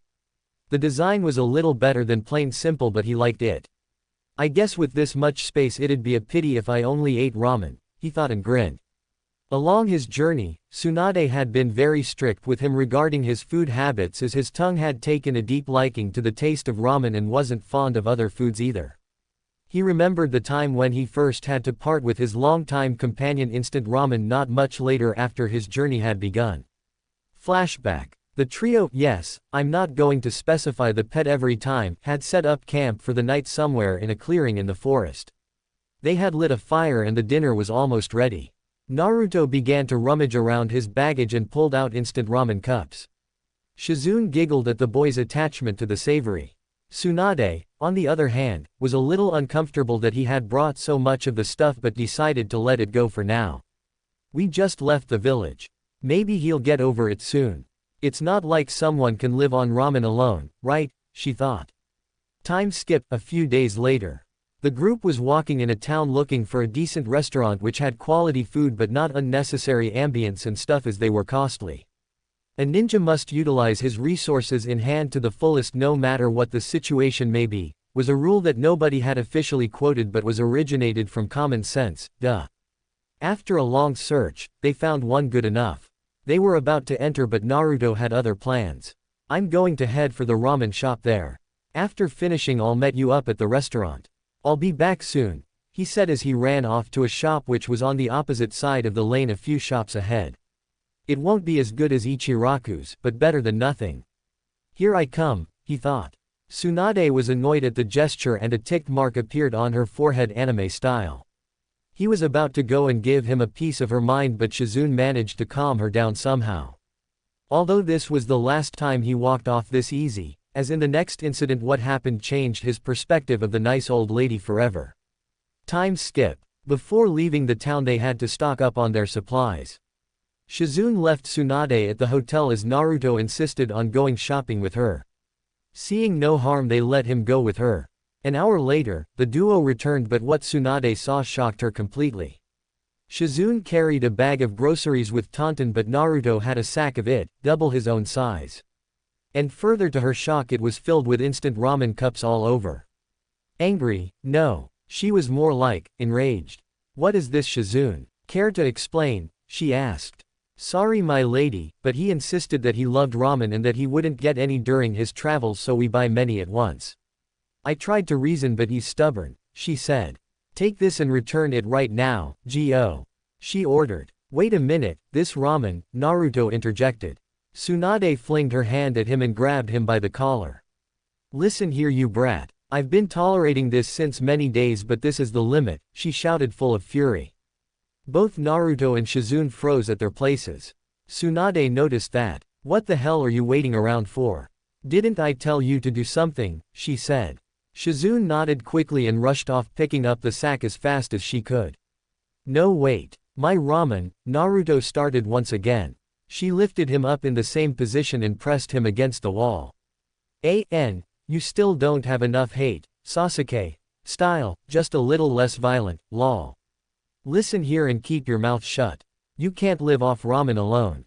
You are a growing child and your body needs proper nutrition. If you want to gain strength you will have to eat properly.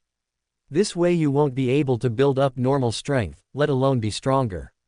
I don't know how you have managed to stay on that for it be such an obsession, but now I won't allow it.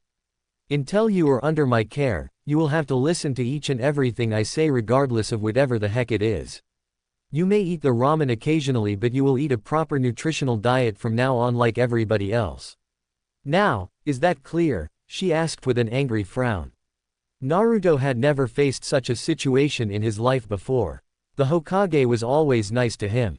The villagers were a different story, they wanted him to suffer so they humiliated him.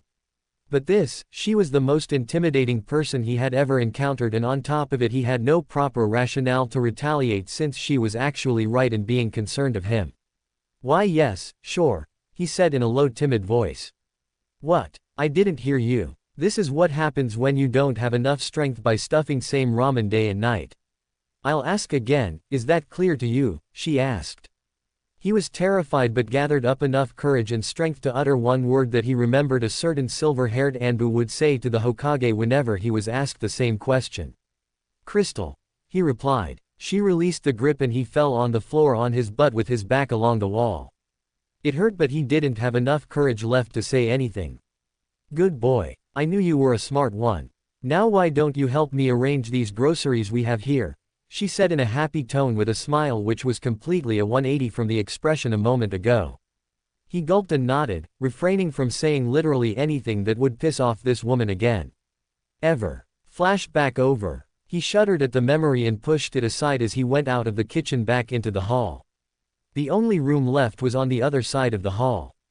He crossed the hall only to stop midway as he noticed a framed picture hanging on the wall on the right. He was totally surprised and yet pleased at the same time. It was a picture of the three of them, since it's a photo Taunton is also included, a few months after he left the village. A newbie aspiring photographer had pestered them quite a bit before they decided to go for it. He was new yet he was no novice. He captured the perfect photo they could have asked for. The angle, the lighting, the effects were finely detailed, undeniably a work of expertise. The background was a beautiful and serene waterfall along which water flowed smoothly. Greenery had surrounded the fertile land around the waterfall. Sunshine illuminated the area brightly, creating a feeling of warmth. Amongst all this, Tsunade was sitting on a medium-sized rock with Shizune standing beside her holding Taunton. Our protagonist Naruto was sitting in the lap of the Sannin with a cheerful grin on his face. It was definitely the old man. He must have seen the photo from Ba-chan and framed it to be put here, he thought. Thank you very much. It is a wonderful gift, he said to no one but made a mental note to personally thank the Hokage. On the other side of the wall there were two sets of windows and on the corner light a stool on which a small TV screen on which any important broadcast could be watched. Additionally he could also play videos by using VHS. This was installed not to entertain Naruto but keeping in mind that he would have to re-watch certain moves or techniques from time to imprint them in his memory. It could be also used to analyze a person's moves in detail if a battle is recorded. Although it is a well-known fact a shinobi should be perceptive enough to analyze and counter an enemy's moves even in the midst of a battle, Naruto was still only a child. It would be helpful if he didn't have to rely only on his teachers and have an opportunity to improve his skills by his own if he chooses to. Or so the Hokage thought. Finally, he entered the bedroom. The door was located on the right corner. He was eager to see this room because it would be the one he'd be spending most of his time in. And he wasn't disappointed, to say the least. The room was almost half as much bigger than a regular bedroom. Considering how his previous bedroom was smaller than a regular one, this looked like double the size. It had a large bed near the room entrance on the left side in the middle. In front of the bed was a balcony which extended from a little more than half the width of the room up to the corner. At the left corner at the side of bed, a wooden study table and chair were present. On the table, a lamp was kept to be used for nighttime study. On the right side were two almirah in the wall which were present for wardrobe purposes. There was no problem in the daytime since 3 windows extended on the wall letting in sunlight in the room. The best part was that the room was very well ventilated with air and sunlight due to the balcony and windows. And believe it or not, Naruto liked it very much. Imagine Sasuke's room from canon, this room is based upon that with minor modifications. He entered the balcony closing the glass doors behind him. Sorry about doing this again but please don't give me crap about how a ninja shouldn't have glass doors in his home. I'll do something about that too although. He was cautious to not let anyone see him now that he was out in the open so he kept a disguise. The view was quite good. Unlike his old home which was situated in the outskirts and didn't have much development, this area was quite better with developed homes and streets. The civilians were also more civilized looking unlike some crazy ruffians, but being careful didn't hurt. He thought that the home tour was enough for the time being and should head out now. So he turned back to open the glass doors but to his surprise they were locked and he couldn't open them. He tried the same with the windows out of hurry but they were locked too. After a few unsuccessful attempts, he decided to break the glass and have it repaired afterwards. This wasn't the ideal method but there was no other option. He punched the glass hoping to crack it enough to let him inside. Instead, He was shocked to have his fist hit something like a solid wall. He tried again only to find his attempts futile. Before he could use any other means using force, he saw a metal plate which resembled the same one at the door. He pressed his palm upon the plate and surprisingly the door unlocked. He thought about it and remembered that the same design was employed upon the windows as well. Then he realized what was actually the situation. The seal was not designed to just reinforce the door like a lock, it was actually set up at multiple entry points in his house and were connected to each other, forming a protective barrier around. Unless one has the key or has a way to destroy one of the seals, it is not possible to enter the house. It wasn't any big of a deal for a trained ninja, but it sure was a nightmare for any prying civilians. The Hokage had made sure before Naruto's arrival that he should not encounter any problems with dumbass civilians while in the village. Having a basic security seal installed on a house was no big deal for the Hokage to do. He also had made basic arrangements like the bed and table chairs for him. Rest of the requirements or modifications he left for Naruto to handle. After all, it was his home, it is only fitting that he plans it according to his own comfort. Naruto quickly dropped the bag inside the almirah and headed out of his home happy and content. The Hokage had made all arrangements for him so that he doesn't encounter any day-to-day difficulties. Now it was his turn to be responsible and use this opportunity to work hard and improve himself in all aspects. But for now, something else was occupying his mind more than anything. With a gleam in his eyes, he dashed off to the one place he loved the most in the entire world. The one and only, Ichiraku's Ramen, Scene break and time skip. He set out towards the shop in disguise initially, but decided to revert back to normal once he was far enough from his home. He would have to be Naruto when he meets the ramen shop owner, and after all, the fact that he's back would be revealed to the people, one way or the other. Once he was near the ramen stand, he looked for any signs of people around. He noticed the same two guys standing there as the last time he was here. He decided to wait out until they leave, because no matter how excited he was, he didn't want the shop to incur losses on account of him.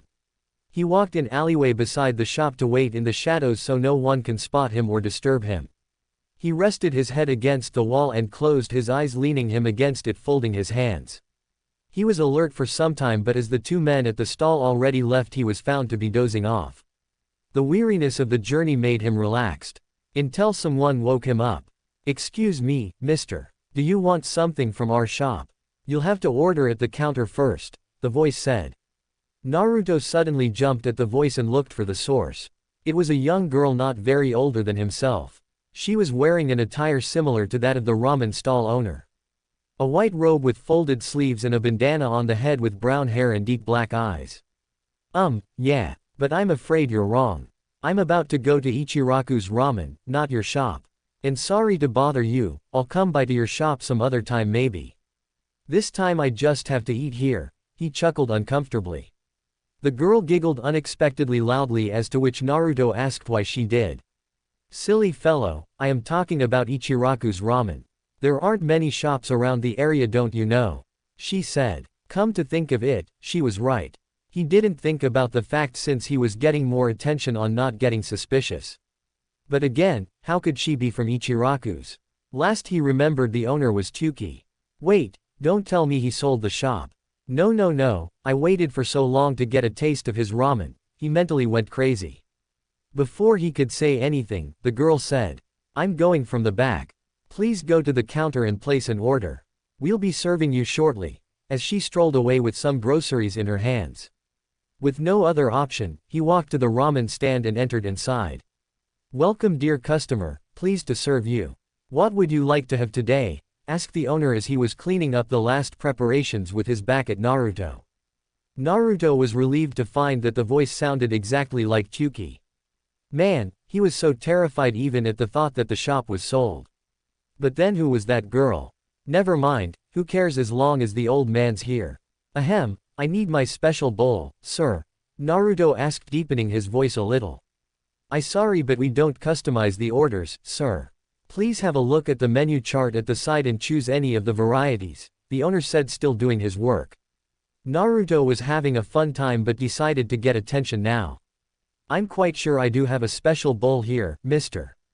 And I won't go until I've had enough of it," he said. Look sir, I told you we don't take customers, Tuki said with annoyance, but it converted to surprise the moment he turned to look at his customer. Naruto. Is it really you? He asked. In flesh and bones, Oji-san. Naruto grinned. Ha ha ha, it has been such a long time, my boy. You don't know how much I missed my favorite customer, he said.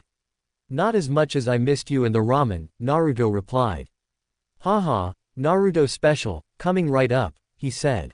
He went on to talk about Naruto's journey while preparing him a Naruto special bowl of ramen. When it was finished, Naruto was surprised to have a bowl 3 times as large compared to th extra large one. It was actually a decorative piece I had bought for the store. But seeing you this hungry, I decided to serve you in this one. Dig in, this one's on the house, he said with his trademark smile. Whoa, thanks Oji-san. Itadakimasu, said Naruto as he started gulping down ramen at an inhuman speed. The girl entered the room while saying, I have arranged the materials in the store properly. Do you need me to do anything else, To-san? She said. Naruto choked on his ramen after hearing that she was actually his daughter. Good work, girl. I want to introduce someone to you here. He is our shop's favorite and eternal customer. No man or woman on this planet is able to eat as much ramen as this guy here. Meet Naruto Uzumaki, he said. Naruto just held his hand up to wave it uncomfortably. Wait, this guy. I just met him in the alley beside our shop. He didn't even know I work here. And I've never seen him since the last 2 years I've started working, the girl said. Tuki was initially confused but quickly understood why Naruto didn't come here right away. He smiled at the concern he showed for his shop. Yes, actually he wasn't around for the last 3 years. But now that he's here, he'll be needing all the ramen he can get. And I don't think we can satisfy his appetite even with the ingredients you just bought, Tuki said jokingly. This is my daughter, Ayame. She's been working with me at the shop since the last 2 years. It seems she has developed a liking to culinary arts because of my work. She helps me around here and there while studying more on the subject in the free time, he said to Naruto. Nice to meet you, Naruto-san, she said as she extended her hand. Likewise, Ayame-san, he extended his hand in reciprocation. He wasn't aware of her nature but decided that she was a good person, she was Tuki's daughter after all. With that, she started helping Tuki in making ramen for him. Naruto, who had already finished his bowl, started watching her dreamily. I wish I would have a wife like her who can make ramen for me every day for my whole life, he thought. There were no feelings directed at the girl but instead at the ramen that he loved so much. Understandable, he was still a kid after all. He talked about his experiences throughout his journey with them while stuffing himself up with ramen. Respecting the privacy of the talks, the owner had closed the shutters for the rest of the day for other public. Finally, it was late afternoon and he had to head back home. He bade goodbye to both of them and thanked them for the ramen after paying the bill. Scene break and time skip. Naruto had reached his home after buying some essentials and groceries from the market while in disguise. He felt a little alone at home after staying with the other 2 women for such a long time but shrugged the feeling off. The emptiness of the new home which the Hokage had left for him to fill also didn't help much in the matter. But this was not the time for it. He was to perform tomorrow in front of the Hokage himself and his own travel companions and mentors. I should be preparing right now. The Hokage is no ordinary opponent. I wonder if I'll even be able to scratch him. I should ready up all my gear and equipments and probably have some last-minute training, he thought. Scene break and time skip. Naruto was sitting atop the Hokage rock watching the sunset. The village looked beautiful from up there. The stone Hokage faces were a symbol of the village's power and leadership, and he wanted to become someone like them one day. Specifically, like the 4th Hokage on whose Hokage monument he was resting upon. He had learnt quite a lot about all the Hokage during his journey from the Sannin, and the 4th Hokage was the one who impressed him the most. Reason, he didn't just know why. Maybe it was because he single-handedly turned a war in his favor, or maybe because he took up the title at such a young age. He was also feeling a little emotional while watching the pleasing sight of the sun turning crimson from bright yellow forming a bright orange glow at the center. The colors ring a bell. Mom, Dad, I never knew who you were. But I hope you're watching me from up there and will keep doing so forever. I will achieve my dream of becoming Hokage and be respected by everyone. I wish I could have just got to know even if a little bit. Don't worry although, I'll never let little things like this get in my way.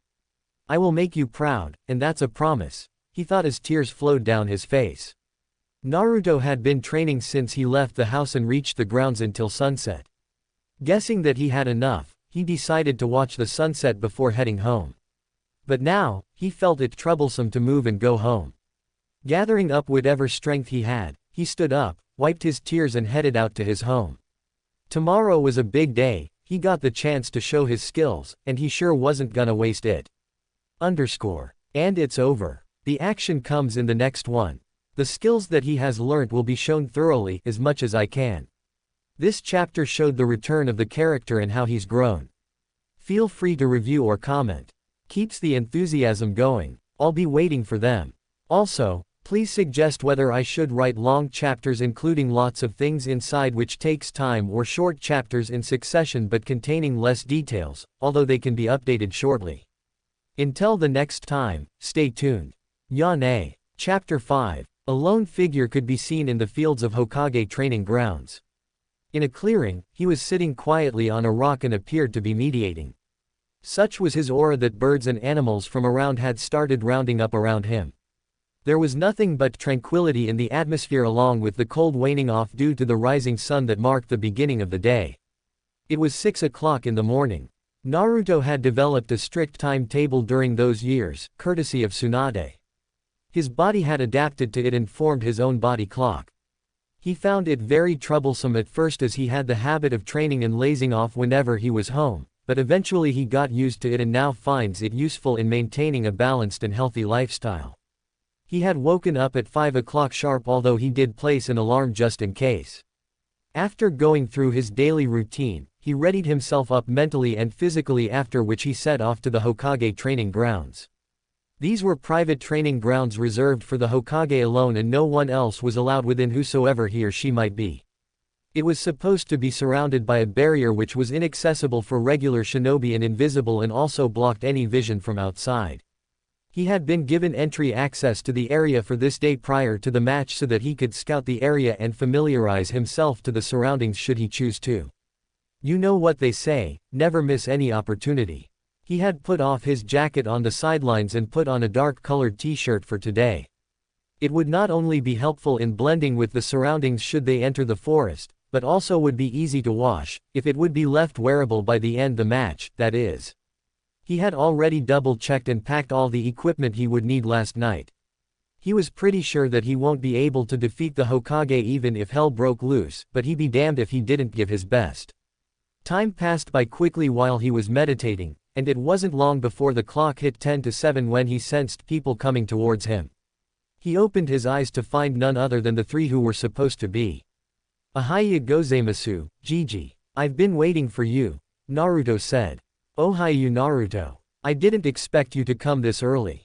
The time decided between us was 7 o'clock wasn't it? The Hokage said, although he half expected what Naruto's reply would be.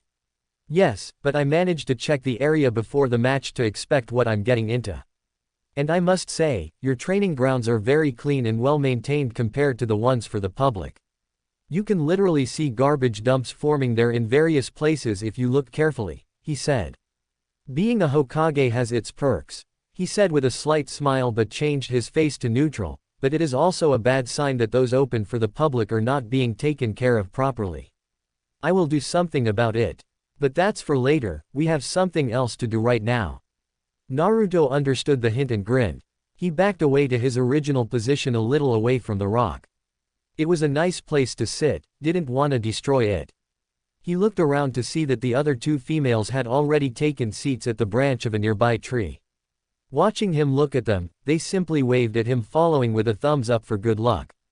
He needed it, badly, for nothing but luck could save him from his opponent should he get even a little bit serious. The Hokage was still wearing his white robes which confused Naruto a little. Why does he still have those clothes on? Doesn't he need them in his office? They'd be dirty by the end of this fight, unless, damn it. He thinks that I won't even be able to touch him. You sure are getting cocky, Gigi. I have to get that thought out of him one way or the other. I may not be around his level but still I'm no pushover, he thought.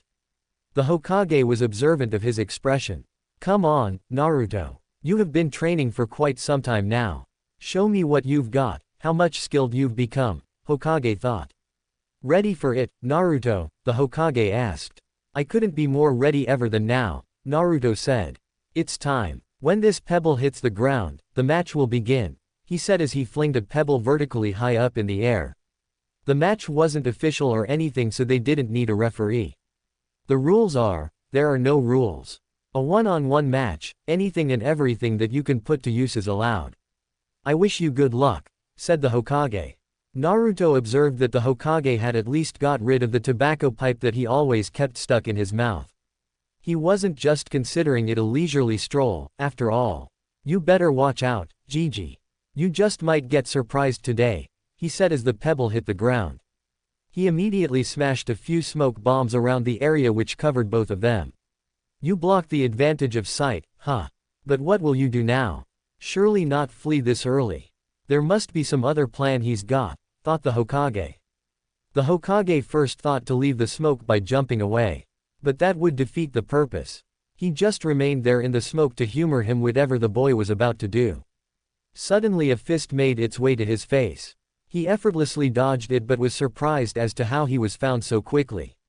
Surely Naruto couldn't just remember where was standing and attack blindly at that location, since he had already moved inside the smoke. Naruto smirked, starting a bout of punches and kicks on the man trying to land a hit. He did surprise him, although the man was able to keep up with the boy quite easily. The Hokage ducked under a kick, grabbing a hold of his other leg and spun him around, throwing the boy away. Thinking that he got Naruto out of balance, he thought of going on the offense this time. Man, he was going to find that it won't be that easy. He tried to move from the spot again only to find a paper bomb in front of his leg this time. He jumped behind instantly only to find another paper bomb about to detonate. Looking around, he saw a circle of paper bombs at the position he was initially standing as center of the circle. Damn it, how did the kid get around me this quickly? I didn't sense him at all. Am I getting that old, or is there something I'm missing? He thought as the paper bombs were at the brink of explosion. The spectators saw an explosion with which all the smokescreen was dispersed, instantly replaced by the smoke of the explosion. Naruto had got his footing back and smirked as he saw the explosion. I know this was a surprise even for you. So you now at least have to remove those Hokage robes. Must be dirtier than the spectators' footwear by now, he shouted. However, his hopes weren't high for too long as he saw a protective earth barrier around him. As the barrier receded back into the ground, the Hokage retorted back. Earth style, rock shelter. Normally he didn't announce the name every time he used a jutsu, but this could also be a training round for Naruto, so he decided to tell him. He added, it's not that easy to land a hit on me. You would have to do far better than that. But you have a point. I won't be able to get to my office in clean robes if it goes on like this. You are full of surprises after all. Trust me, this isn't the only surprise you will get today, Naruto smirked. Hee, so care to tell me how were to able to find me so efficiently? And I couldn't sense your presence at all, the Hokage asked as he took off the robes aside to reveal his usual black battle armor. This was a test to just show his skills in battle, so there was no need to keep anything secret anyways. He decided to explain. Well, you see, I am a sensory type. He conveyed the concept in a brief manner. What? Interesting, but even more of an interesting fact is that I kept my chakra signature to the minimum just in case. Not to mention that I can detect at least the presence of sensory types no matter how small or how well they hide it, Hiruzen said. Both of them had got closer to the spectators during the fight. Tsunade intervened before Naruto could say further. You see, Sarutobi-sensei, this is his specialty. He is one of the best sensors out there. It goes without saying that he can keep his chakra well hidden. Even the tiniest amount of chakra can be detected by him. If that was not enough, there is a special technique that he created, from which hiding is virtually impossible, unless of course, you're dead, she said. Yes, and on top of that, I can sense other people's emotions when my own are elevated. I'm not able to control it by will, at least not until yet, Naruto added. We suspect that it might be an effect of the Kyuubi sealed within him, as I don't know of any person who possesses the same abilities. Although there was one who could. Mito Uzumaki, my grandmother, she said. All in due time. We just have to have patience and keep honing our skills. Well, I was actually curious about the technique you mentioned. I would like to test it out. An old man like me doesn't get the opportunity to see these kinds of new things lately. Your objective is to find me in 2 minutes. I'll be waiting, the Hokage said as he shunshined away. 2 minutes. More like 10 seconds. Naruto said as he prepared his technique. He was standing straight with eyes closed and concentrating his chakra around his feet and torso. A wave of chakra was released simultaneously into the ground as well as the atmosphere. The Hokage was well hidden between the branches and leaves of a tree and kept his chakra as close to zero as he could. He had a clear view of what Naruto was doing. He could see that Naruto was concentrating his chakra around his body for some reason but couldn't understand why. Suddenly, he felt a slight disturbance in his chakra but it vanished as soon as it appeared. Did he do something? A genjutsu? No, I can't feel anything like that. But what was that just now, he thought. Naruto, on the other hand, had an all-knowing smirk with an expression that could have been heard shouting, "Found you." Before Hiruzen could contemplate and analyze the technique further, he heard Naruto at full volume. Chakra resonance, heightened perception. And Naruto threw a kunai at him with good precision which had an explosive tag tied to it. He was forced to jump out in the open again face to face with the boy. Naruto was proudly grinning upon completing the task he was given. You managed to do it. I wasn't expecting to be found this easily. Surely this is some good technique you've got there. Care to enlighten me? Hiruzen asked with a smile. Yes, sure. It is started with concentration of chakra at the sole of my feet and around my body. But I figure you sensed that much. Naruto said, to which Hiruzen nodded. After that I released that chakra wave into the ground and around the surroundings simultaneously. Although it requires more chakra above in the air than in the ground since the waves travel faster in the ground requiring less intensity. It is basically the same concept of sound traveling at different speed in different media. So leaving that aside, all I have to do is sense that chakra disturbance in the wave I released whenever it collides or reacts with any other chakra. The advantage is that I don't have to perceive someone else's chakra but only sense distortion in my own, which is comparably quite easy. It gives me an incredibly high perception, since I'm a sensory ninja. It can be understood through the same principle that bats use, that is, ultrasound. It reverberates whenever it strikes an object and the bat can sense the hurdle or the prey, he explained. Hiruzen was in awe. He never thought that a mere child could devise such a handy technique which could turn the tide in a battle. Hell, a sneak attack would be completely foiled against anyone who wields this. Ingenious, indeed. If this boy is so smart at such a young age, he might be a great asset to Konoha in the future. He certainly took after you in terms of brains, Lord Fourth, he thought, but still managed to keep the surprise hidden. That is quite a technique, my boy. And the way you explained it shows that you have studied a lot of things other than only ninja arts as well, Hiruzen said with a smile. Yes, what can I say? I like to read. It allows us to gain knowledge and experience we can never attain in our whole life with practical experience alone. And to be honest, I kinda got the idea of this jutsu from the ultrasound phenomenon used by the bats. So it's not that original. But I thought I could incorporate it into my style, since I'm a sensor and all, Naruto said. That is good and all, but we're getting bored here. We don't have all day. Get the action back in the game, Tsunade shouted. Well, she's right. Enough talking, let's get back to where we were, Hokage said.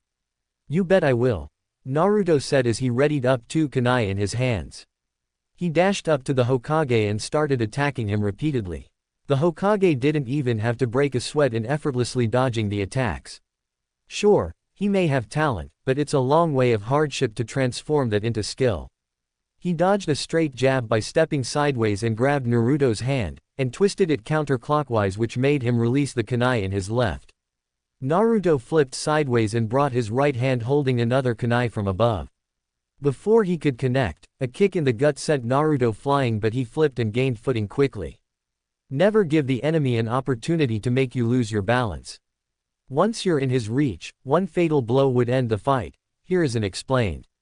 Naruto was annoyed that one of his weapons was so easily snatched from him. The Hokage, as if he could read his mind, provoked him further. "Come on. Can't fight with a single one. Want this back? Take it if you can," he said. Naruto got irritated further and charged at him. He started slashing rather aggressively at the man in hopes of landing a hit on him. His attacks weren't following any pattern. They were just random slashes and quite easy to read. The Hokage ducked under a horizontal blow and pinned the kunai at his neck. Naruto was unable to react quickly and stood still while closing his eyes. 2 suggestions. The first is to never give yourself into your own emotions during a fight. Stay calm and collected whatever the situation may be. Second, never close your eyes during a battle. Hiruzen said as he hit the kunai in Naruto's hand with his own, which flew a few yards back. "Now go back, and come at me properly this time," he added. Naruto was still not calm enough but kept himself level-headed this time. He dashed at the Hokage but now striked at the openings he could find. Although not good enough, he was better than before. The Hokage noticed something odd during his strikes, but decided to save it for later, keeping in the back of his mind. Having played the defensive long enough, he decided to go on the offensive. Naruto was pushed to the defensive almost immediately, and he could barely manage to block the blows, although a few were getting to him. He was among the trees before he knew it. He had been pushed back and defeated so crazily that he was forced to retreat. A few shuriken made their way onto him, so he turned upside down on the branch, barely avoiding them. "Oh, so you already have learnt the tree walking exercise. Although I should have expected it by now," Hiruzen said as he landed on the next branch. Naruto's mind was racing in the tense situation as he tried to figure out a plan to somehow counterattack. He forced chakra through his feet in a burst to jump away while simultaneously threw several paper bomb-laced kunai towards the Hokage. They exploded while coming in the range of the Hokage so that he was pushed back. Naruto had managed to get out of sight from direct line of sight, at least for the time being.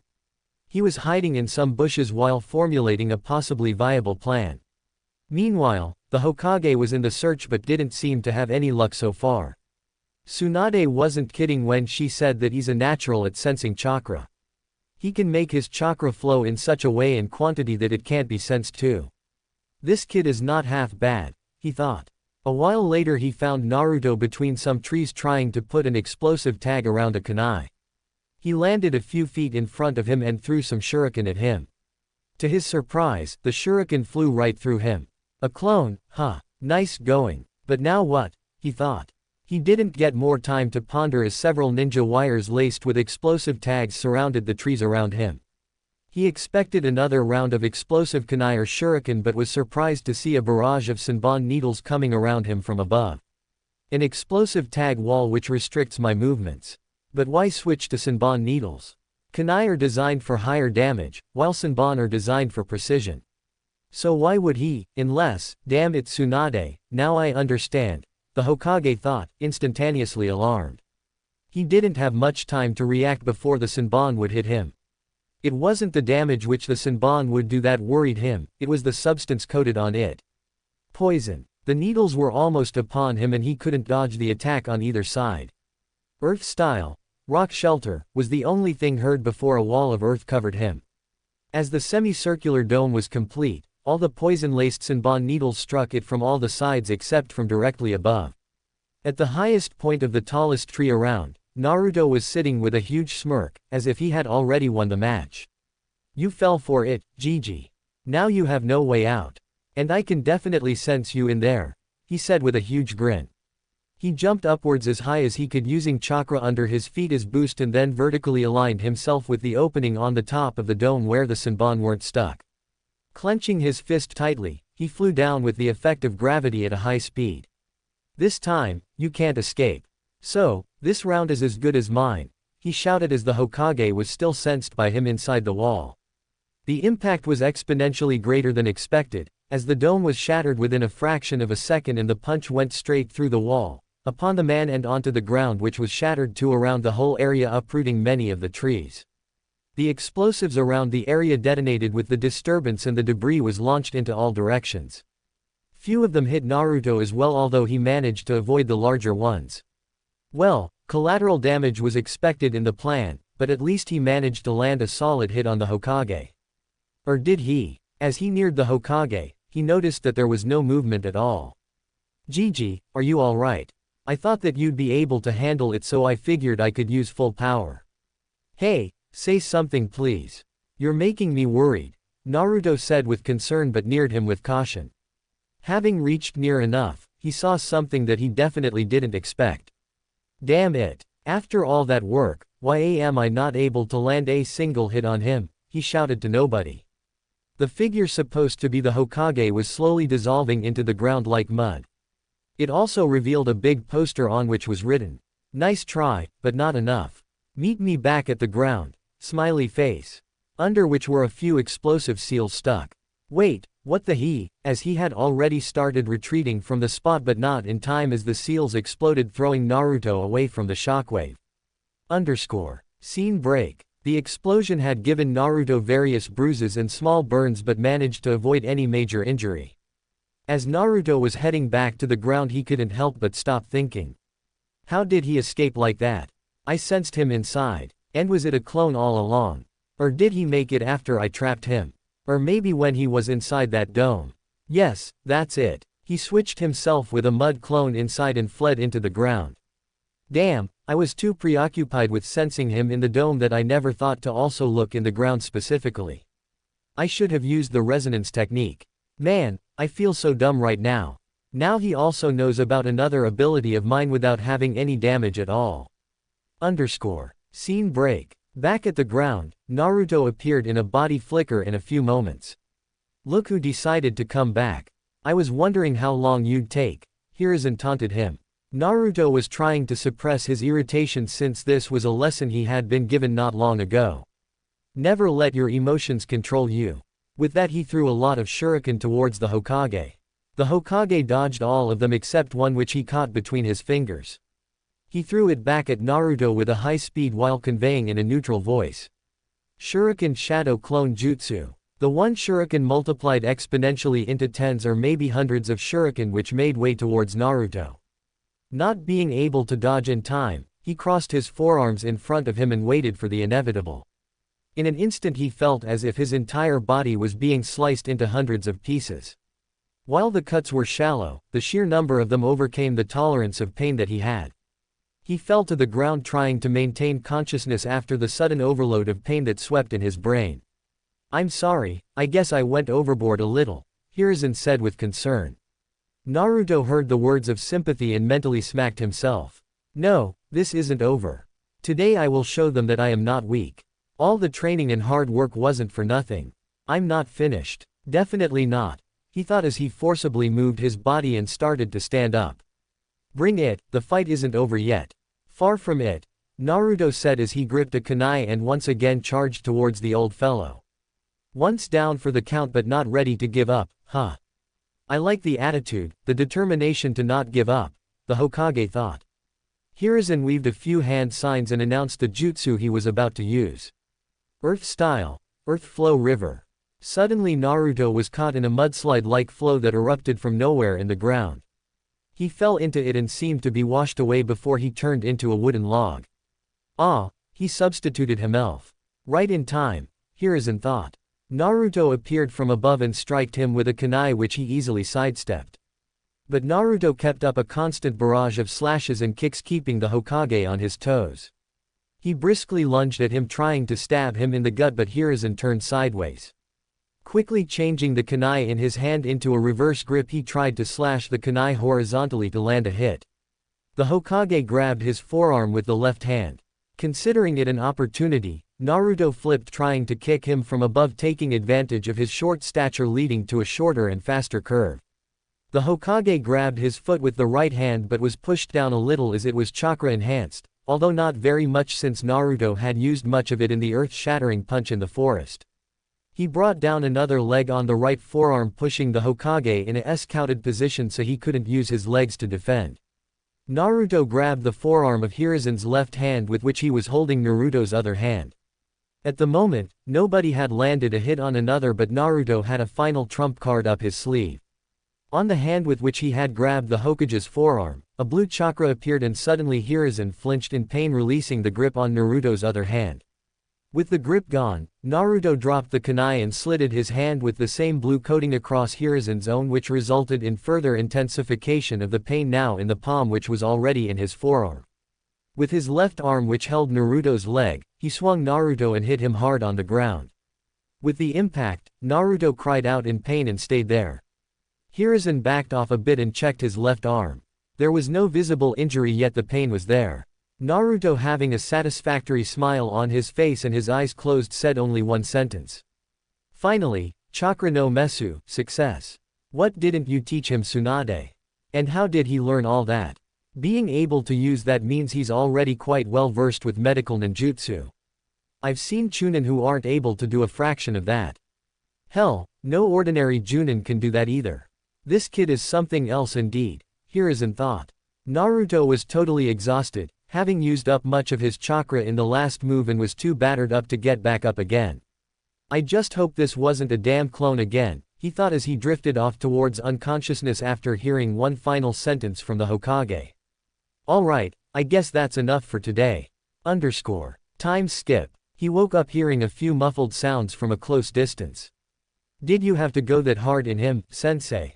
He's just a child. Hee, I'm sorry. Although you taught him how to use that inhuman strength of yours, so it wasn't that much of a child's play, but yeah. Guess I became too involved in the battle. It won't happen again. I'm definitely not letting you battle him again. Yesterday I wasn't sure, so I gave you the benefit of the doubt. But now I am. What if you get too involved in the battle again? Who is the one preaching about not letting your emotions get in the way, huh? Well, the loud one was Tsunade, alright. And the other one was her teacher, although the scene doesn't make one believe so. Still, nobody could retort when an angry woman was speaking in front of him. Tsunade was healing the internal injury in his hand and forearm while lecturing him at the same time. The Hokage had already put the white robe back on. Naruto looked up to see Shizune healing his injuries while looking at the both of them with a concerned look. After all, watching your master arguing, lecturing her sensei isn't the best of entertainment someone can expect. Naruto sat upright with a little help from Shizune, and at the same time the Hokage's hand was also patched up so the bickering of the lady had ceased. I've healed the damaged muscles and tendons the best I could. Now just make sure to not strain the hand too much for the day and you'll be alright by tomorrow, was the last statement from Tsunade before all the attention turned to Naruto. Finally up at last, huh? Tsunade smiled. Even after traveling with her for 3 years, he still couldn't understand how a woman's attitude could change in a moment. But he decided to quit looking for an answer long ago. One could doubt that would Kami himself be able to answer this or not. Anyways, he decided to answer. Yes, thanks to Shizune-chan. I feel completely fine now, except for being tired, he said with a thumbs up. Well, it was more entertaining than I imagined, Tsunade said, and then added with squinted eyes, so how was it, Sarutobi-sensei? Did you have your fun? Hiruzen rolled his eyes at the constant verbal attack of his former apprentice, but it went unnoticed due to the hat covering his face in its shadow. Ahem, yeah, I am pleased to see that Naruto has progressed so far. Especially the part where he could use super strength and chakra scalpel. Only a person who has command over delicate chakra control and medical ninjutsu can pull off these tricks. Hiruzen said and turned to Naruto, you are fit to be a shinobi at this age, that I can guarantee. But still, there's no hurry, we are in a time of peace. Continue training yourself, and become even more stronger. You'll be an exceptional ninja by the time you put on a leaf headband. And I have no doubts that you will become a Hokage worthy of his title should you thrive hard to achieve the goal, the Hokage said with a smile which reflected nothing but admiration and pride. Naruto jumped up in enthusiasm only to fall on his back due to the fatigue. He was grinning and wincing at the same time. It was weird expression but hilarious nonetheless. That's the other thing Naruto's exceptionally good at. You already know that his sensory skills are beyond great. But now get a load of this, his chakra control is exceptionally incredible as well. And that's quite something since large chakra reserves usually tend to mess up the user's control. Normally people with small chakra reserves are able to control their chakra flow well. It took me a lot of time to learn medical ninjutsu thoroughly and to get where I am because of this reason, Tsunade said. After a pause, she added, but watching Naruto, I knew he could do even better than me, and quicker, with the right guidance. Flawless chakra control over a large amount of chakra is basically a gift of nature not everyone is blessed with. I trained him hard in the skills of medical ninjutsu and forced it into him as much as I could. I didn't think at first that it could be possible, but gradually he turned out to get quite skilled at it. Although it was something he didn't learn just because of his curiosity or natural interest in the subject but due to his empathy towards others. Looking back, it was an interesting story in itself, as she reminisced. Flashback. Hey Naruto, you can go play with Tonton if you want to. But don't wander away too far and come back on time. We also have to continue your taijutsu and target practice, said Shizune in an ordering voice just like a teacher orders her students. Ah, taijutsu is okay but can't we do that target practice training with kunai or shuriken? They look way more cooler than those needles of yours, Naruto pouted. We'll get to that later. In just you remember that Senbon needles are much more precise on target compared to the other ranged weapons. Not to mention that being relatively small in size, you can carry more of them around in comparison to kunai, Shizune lectured.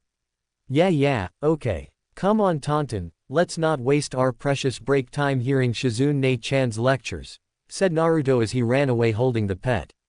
Tsunade was sitting nearby reading another one of her books related to medicine. She was also quietly observing both of her other companions and smiled widely at the conversations of the pair. She was always reminded of her younger brother Naoki when she saw him. Always outspoken, overenthusiastic and sometimes a knucklehead. Having Naruto with them had made both of the women more responsible. Tsunade minimized her drinking habits quite a lot although the gambling was still not out of her coverage yet. Tsunade had focused more on being a doctor and helping out people through their journey while training and taking care of Naruto. She didn't pamper him as if she was his mother since he would grow too attached to them. She was initially irritated on being called Ba-chan since she wasn't that age even in reality and definitely not while she had her young appearance on which was permanent but let it slide not being too strict with him. The goal was to teach him the importance of social relations like friends and family in one's life. Shizune was dutiful as her assistant and helped her in whichever way she could. Although she was happy that he called her Ne-chan and not aunt or something. Naruto sprinted off to play tag with Tonton since hide and seek was totally a useless game against the pig as it could detect faint scents over wide areas. It was Naruto's turn to catch Tonton as he ran into some woods after counting to 10 hoping to find where the pig was hiding since it didn't have the ability to run as fast as Naruto could. Ironically, Naruto could outrun the pig but wasn't able to hide or rest due to being spotted easily when he was running away. Looking around the trees for Tonton, he heard an animal voice which sounded like a bird shrieking in desperation. A little scared in the fear of encountering a wild beast he was hesitant at first, but made up his mind with an uneven combination of courage and curiosity to check it out. He looked crouching through the bushes warily to what lied on the opposite side. The guess proved true enough, as there lied a broken nest along with a bird whose left wing was bleeding profusely.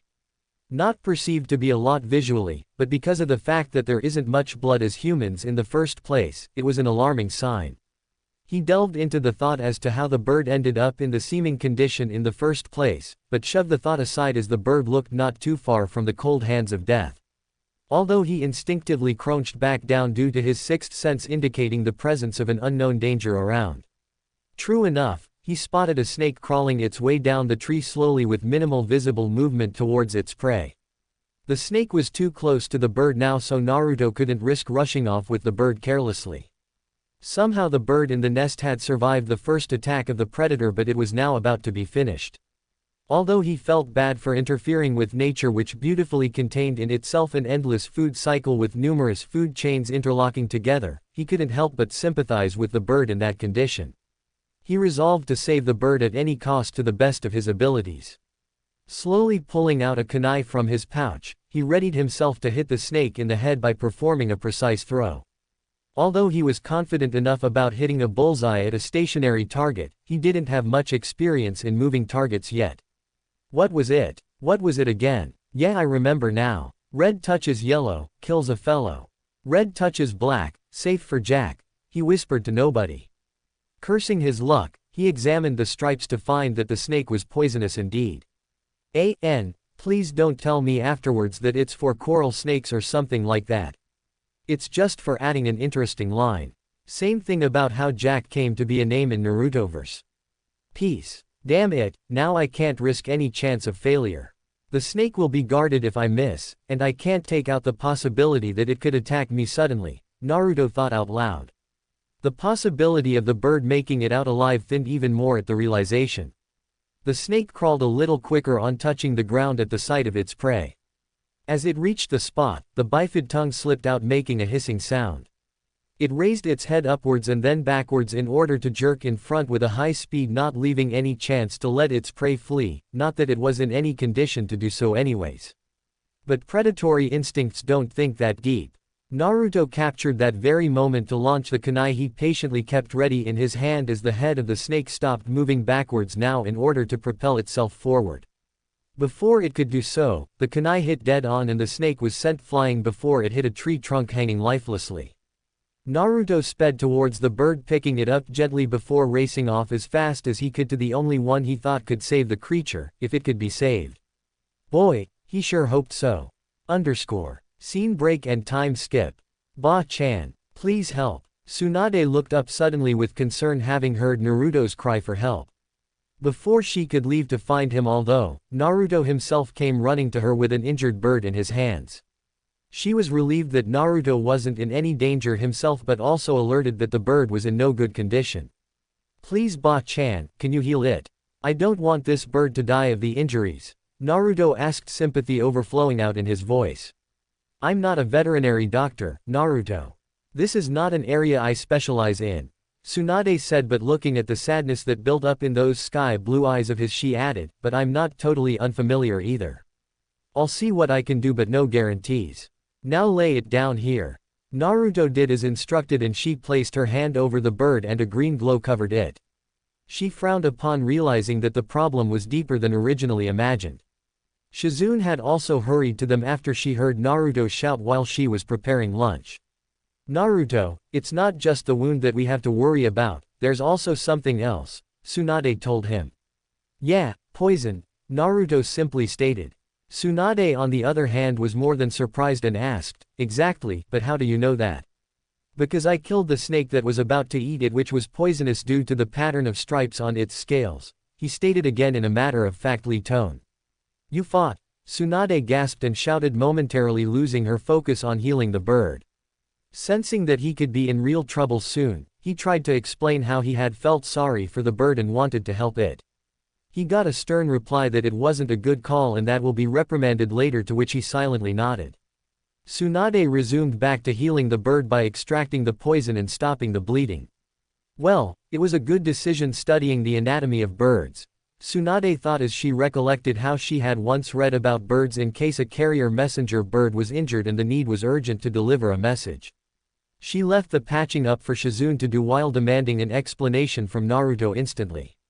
Not pleased by his actions but still admiring the boy for his courage, she decided to let the matter go with some minor punishment, giving an indirect message that another reckless behavior won't be tolerated in the future. As the bird was fully patched up, it was put into a basket and left to recuperate. It had left consciousness midway when Naruto brought it back. Will it be okay, Ba-chan? He asked. I've extracted the poison completely, so that's not something to worry about. Although, the blood loss was significant. It's up to the state of the bird's body to see whether it can survive or not, she stated, not to fill any false hopes into the child. I understand. I'll wait for the bird to heal patiently, Naruto replied calmly, although he was worried. An idea popping to his mind, he said, Hey Ba-chan, can I ask you something? Sure, go on, she replied. I also want to learn the art of medical ninjutsu. Although I did manage to kill the snake, it would have been for nothing if the bird had died. If similarly someone was injured, and even if I defeat the enemy in battle, what good will it be if he or she dies? Naruto said. Tsunade didn't immediately erupt into laughter at the request solely for the reason that there was complete sincerity in his words as well as in his eyes. That's exactly what I thought back then when I appealed to the Hokage to introduce medical ninjas in the team formations during the war. He's thinking in the right direction, at least. But, she thought, medical ninjutsu is not regular training, Naruto. It requires immense chakra control. It is an entirely different art which requires not only continuous training in delicate flow and control of chakra in someone else's body but also the deep knowledge and understanding of the various processes of the human body. A child your age isn't expected to learn all that anyways. Better to keep up your training for now, Tsunade explained. But I can do it. Please give me a chance. I'll do anything to prove it, he asked with a slight desperation. Looking at his stubbornness, she said, fine. We'll go with the tree climbing exercise. But Lady Tsunade, isn't it too early to do that? He recently learned how to infuse chakra but we've never tested it before. Going directly to that won't end up doing any good for him I suppose, Shizune said with concern as she had expected Tsunade to downright reject his request. That is exactly the point. Words don't seem to pass through his thick skull, hopefully the lesson does. Also hopefully the wounds don't, she told Shizune as she eyed the boy. One more thing, you have 1 hour to do it, Tsunade added. That's impossible. It would take at least a few days even if he could possibly do that all. Please reconsider, my lady, Shizune said. I know, but we don't have decades to teach him. If he can't keep up with the pace, might as well forget it. Let's go, we'll start after lunch, Tsunade scoffed. Shizune was against the idea but knew that her master had a fair point. It takes a lot of effort to learn the techniques, not to mention the hardcore study one has to do to grasp the functioning of the complex mysteries of the human body. Naruto was silently listening to the conversation but on the inside he had only one thing in mind, the task given to him in order to prove that he was able and willing to work hard. Naruto simply walked to a tree and focused on getting his chakra gathered up in his feet. He had asked sometime before about how Shizune walked up a tree without falling off like that to get some special leaves for a medicine. He had asked her to teach that to him but she shrugged it off, telling him he had lots of things to learn before coming to that. Naruto pouted but did not press the matter further as Shizune could complain his disobedience to Tsunade and that woman was someone nobody wanted to tick off. He put his right leg, keeping it straight on the trunk, and focused the proper amount of chakra it would take to pull his whole body weight attached to the tree. Once achieved, he lifted the second leg and divided the amount of chakra between both his legs as the second one hit the trunk. Once again diverting the flow to one leg, this time the left one, he took a step carefully. Carefully balancing the amount of chakra in his feet in a stepwise fashion, constantly he reached the lowest branch and lied on it to rest a little before going further. The tricky part was that if he didn't divide the chakra when on both feet, there was too much chakra and he would be pushed away. On the other hand, if when on one feet he didn't have enough chakra to stick, he'd simply lose the grip, slipping straight down. Not easy though, he thought about why both of them were making a fuss over it. A little practice and he'd get it subconsciously after that. The scenario with the spectators was entirely different. Both Tsunade and Shizune had their jaws dropped in bewilderment as they couldn't believe their eyes. How in the freaking hell is this boy able to perform the trick with such ease? Exclamation mark. This was the only thought that was currently revolving in their heads over and over again. On the other hand, up above on the tree, Naruto saw the two women who were looking like they had seen a ghost. Before going to ask what happened, he decided to complete the exercise first. Slowly and steadily, he walked up to the top of the tree, with each step being less tougher to handle than the previous one. He felt the movement slowly being etched into his muscle memory. Once he reached the top, he waved down to the ladies below. I guess Shizune, I was wrong after all. This is not normal, to say the least. I take my words back, he is definitely up for the job, Tsunade said, having seen Naruto acing the test in one attempt rather than the 1 hour he was given. Shizune, being equally flabbergasted, nodded in agreement, saying, "Me too, my lady, me too." Naruto, upon descending the tree, asked the woman about how well he did in the exercise. That was exceptionally well done, Naruto. I have no doubt you'll be able to learn medical ninjutsu if you work hard enough, Tsunade replied, praising the boy although not showing the utter astonishment that was present on her face a few moments ago. Naruto grinned widely at the accomplishment that now allowed him to learn what he wanted. Tsunade was curious about something, so she crouched in front of Naruto and moved her hand around Naruto's body and was left wide-eyed. Now she understood part of why Naruto's chakra control was good. Before being questioned, although, she diverted the topic for the time being. "Come on, Naruto. Shizune has prepared the lunch, so first we're going to eat it and then we'll move on to the water walking exercise, Tsunade said. Yes, I'll be keeping the basket along with our other stuff for the bird to rest or if any other complication occurs. You guys go on ahead and start eating, I'll join you soon. By the way, Naruto, aren't we forgetting something, Shizune said. Huh, what? Naruto said before realization hit him and he mentally facepalmed. Where's Taunton? Both the women finished. Flashback over. The third Hokage was amazed to hear Tsunade and how Naruto was proving to be a genius of his own kind. But remembering that talent without hard work is just a blunt knife no matter how strong its metal be, he justified the quote by talking to him. Although you have proved to be good at ninja skills Naruto, it goes without saying that your techniques aren't refined yet. Not that I'd expect something like that from someone your age, but if you wish I can help you in doing that, Hiruzen said.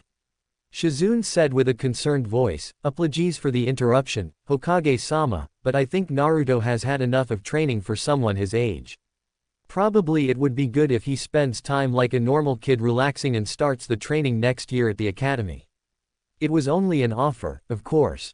Naruto has the choice to accept or decline as per his own wishes. I am merely making sure that he doesn't regret missing an opportunity later on. Unlike in the times of war, shinobi aren't required to be sent out in the battlefield without proper training. So there is no pressure of any kind but one must always be prepared, Hiruzen replied calmly. Tsunade nodded in acceptance, that she would go on with whatever Naruto chose to do. Naruto pondered over it for a few seconds and then slowly stood up this time. He clenched his right palm into a fist and slammed it into the palm of his left hand in front of him and declared, if I dream to be Hokage, then there's no time to relax. Lots of shinobi out there are hundreds of times stronger than me and working a lot harder too. I won't give myself any excuse to be left behind. And how can I expect to be Hokage when I don't push myself harder than the others?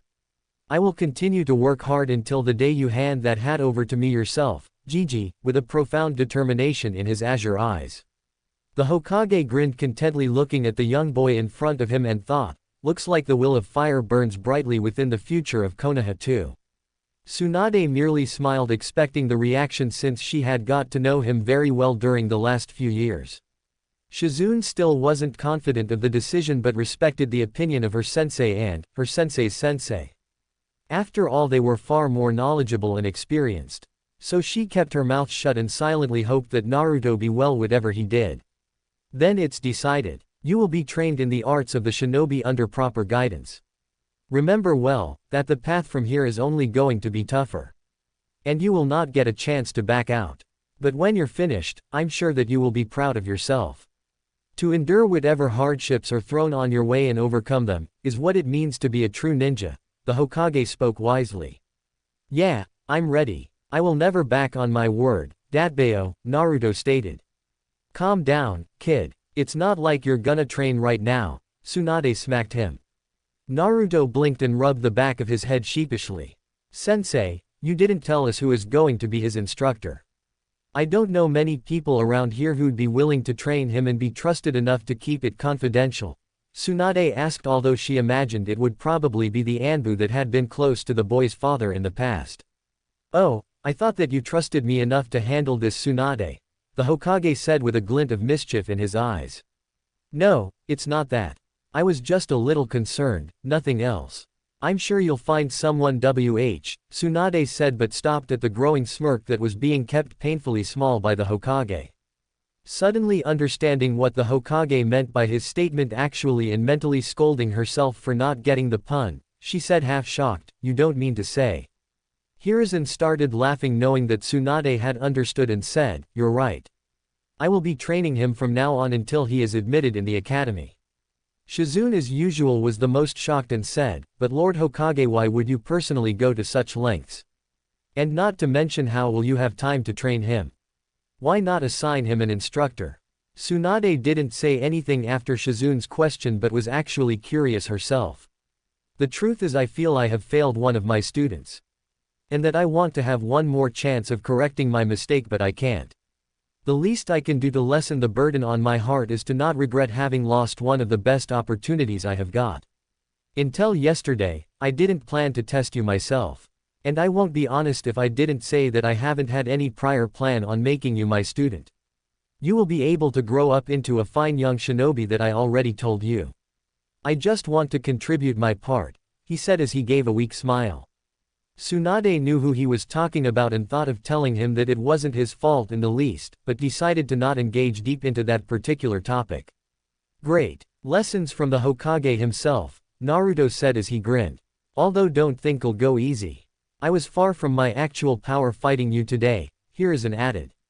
Naruto nodded nonchalantly, still lost in his own happiness. Okay, so it's decided. I'll be training him and improving his skills from now on until academy begins. We'll start in these very grounds 7 days from now, since I'll also have to make adjustments in office routine, not to mention filtering some paperwork. I'll tell you the rest of the schedule when we meet here next. Also, I'll have you arranged a pass so that you can cross this barrier without permission every time. Although I suggest that you train somewhere else when you're alone, since someone else being here without myself is bound to arise unwanted suspicion, which is the last thing we need. It also goes without saying that you won't tell anyone about this training. People are bound to get on my back even if someone gets the slightest hint of what's going on inside here, Hiruzen said. Yes sir, understood. Naruto replied, paying full attention, now forming a salute which seemed comedic. There was a slight pause, after which Tsunade decided to speak. Now that everything is settled and done, we'll be leaving immediately. I entrust Naruto's training to you, sensei. And Naruto, take care of yourself. Our stuff has already been sent to the gates, so it's departure time, Tsunade declared. Naruto knew that he had to part ways with the duo, oink oink. Ahem, trio, today, but was still saddened that he now had to live alone again. Not that he felt alone again from inside, it's just that he had been so accustomed to being with them all these years that now it seemed a little hard to let go. Tsunade saw him come closer with his head drawn down and the bangs of his hair covering his eyes. He clutched his arms around the waist of the woman and silently stood there. Everyone knew what the emotions were and patiently let him be. Tsunade felt him sobbing lightly and put her arms beneath and over his head to give some courage to him as well as herself. She decided to talk before she gave into her own emotions of being distanced from him as she found a lump forming in her throat. Tsunade said while rubbing her hand over his hair, Now, Naruto, there's no need to be sad.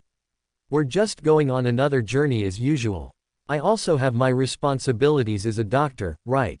In the meantime, I know that you will keep working hard. Don't overexert yourself though. Health is of the utmost importance. So take your rest and recuperation as a part of training too. Spend your money wisely. If you have any kind of problems, tell them to Hokage-sama, and keep in touch with me or I'll come here just to smack you for that, as she chuckled. She was a little sad as he let go of her, but when she saw his face with a bright smile, all the worry went away. I'm sorry. I understand. I'll make sure to keep in touch. I'm confident that the next time I see you, I'll be much stronger, just you watch. And take care of yourself too. I'll miss you very much, he said. He then walked to the other two and hugged them tightly with a happy face and told them that he'll be fine, so no need to worry. Shizune and Tonton were also happy now, and with that they took their leave and said goodbyes.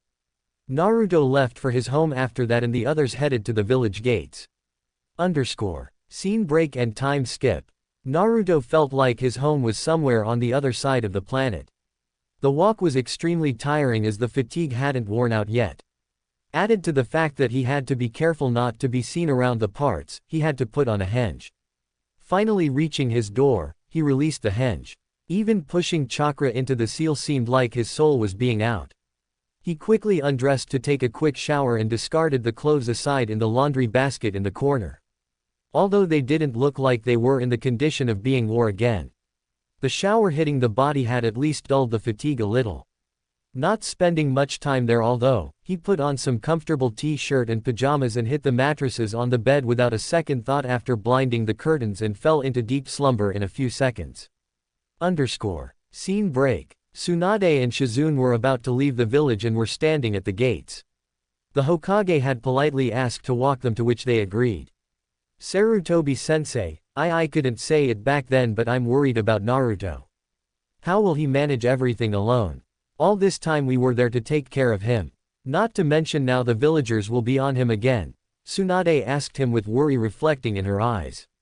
Understanding her concern but at the same time stating the undeniable fact, he spoke wisely, I know what's going in your mind right now, Tsunade. But keep in mind that you won't always be around to protect him. He will have to stand up for himself one day or the other. The earlier he does that, the stronger he'll become. Don't forget that in all this time whatever you have taught him isn't in vain. Remember the saying, give a man a meal and you feed him for a day, teach the man how to cook and you feed him for a lifetime. With a little laugh he added, do you really think that a boy who managed to disable one arm of a cage can't even protect himself from some run-of-the-mill civilians? Tsunade couldn't help but chuckle at the statement although it was far from the truth. The Hokage didn't try to hurt him while people out there were trying to kill him. But she now had faith that Naruto would be able to fend for himself and slowly turn into a fine young man. With the smile on their faces, all of them departed except for the Hokage who bade them goodbye. Pulling the cigar out of his mouth, he thought of how he had taken up the responsibility of training the boy in his own hands.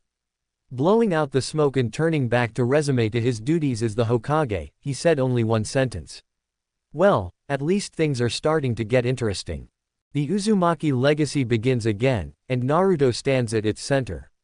If you enjoyed this story, like, share, and subscribe to Fox Fanfiction. Comment below, should Naruto accept his destiny or break the system?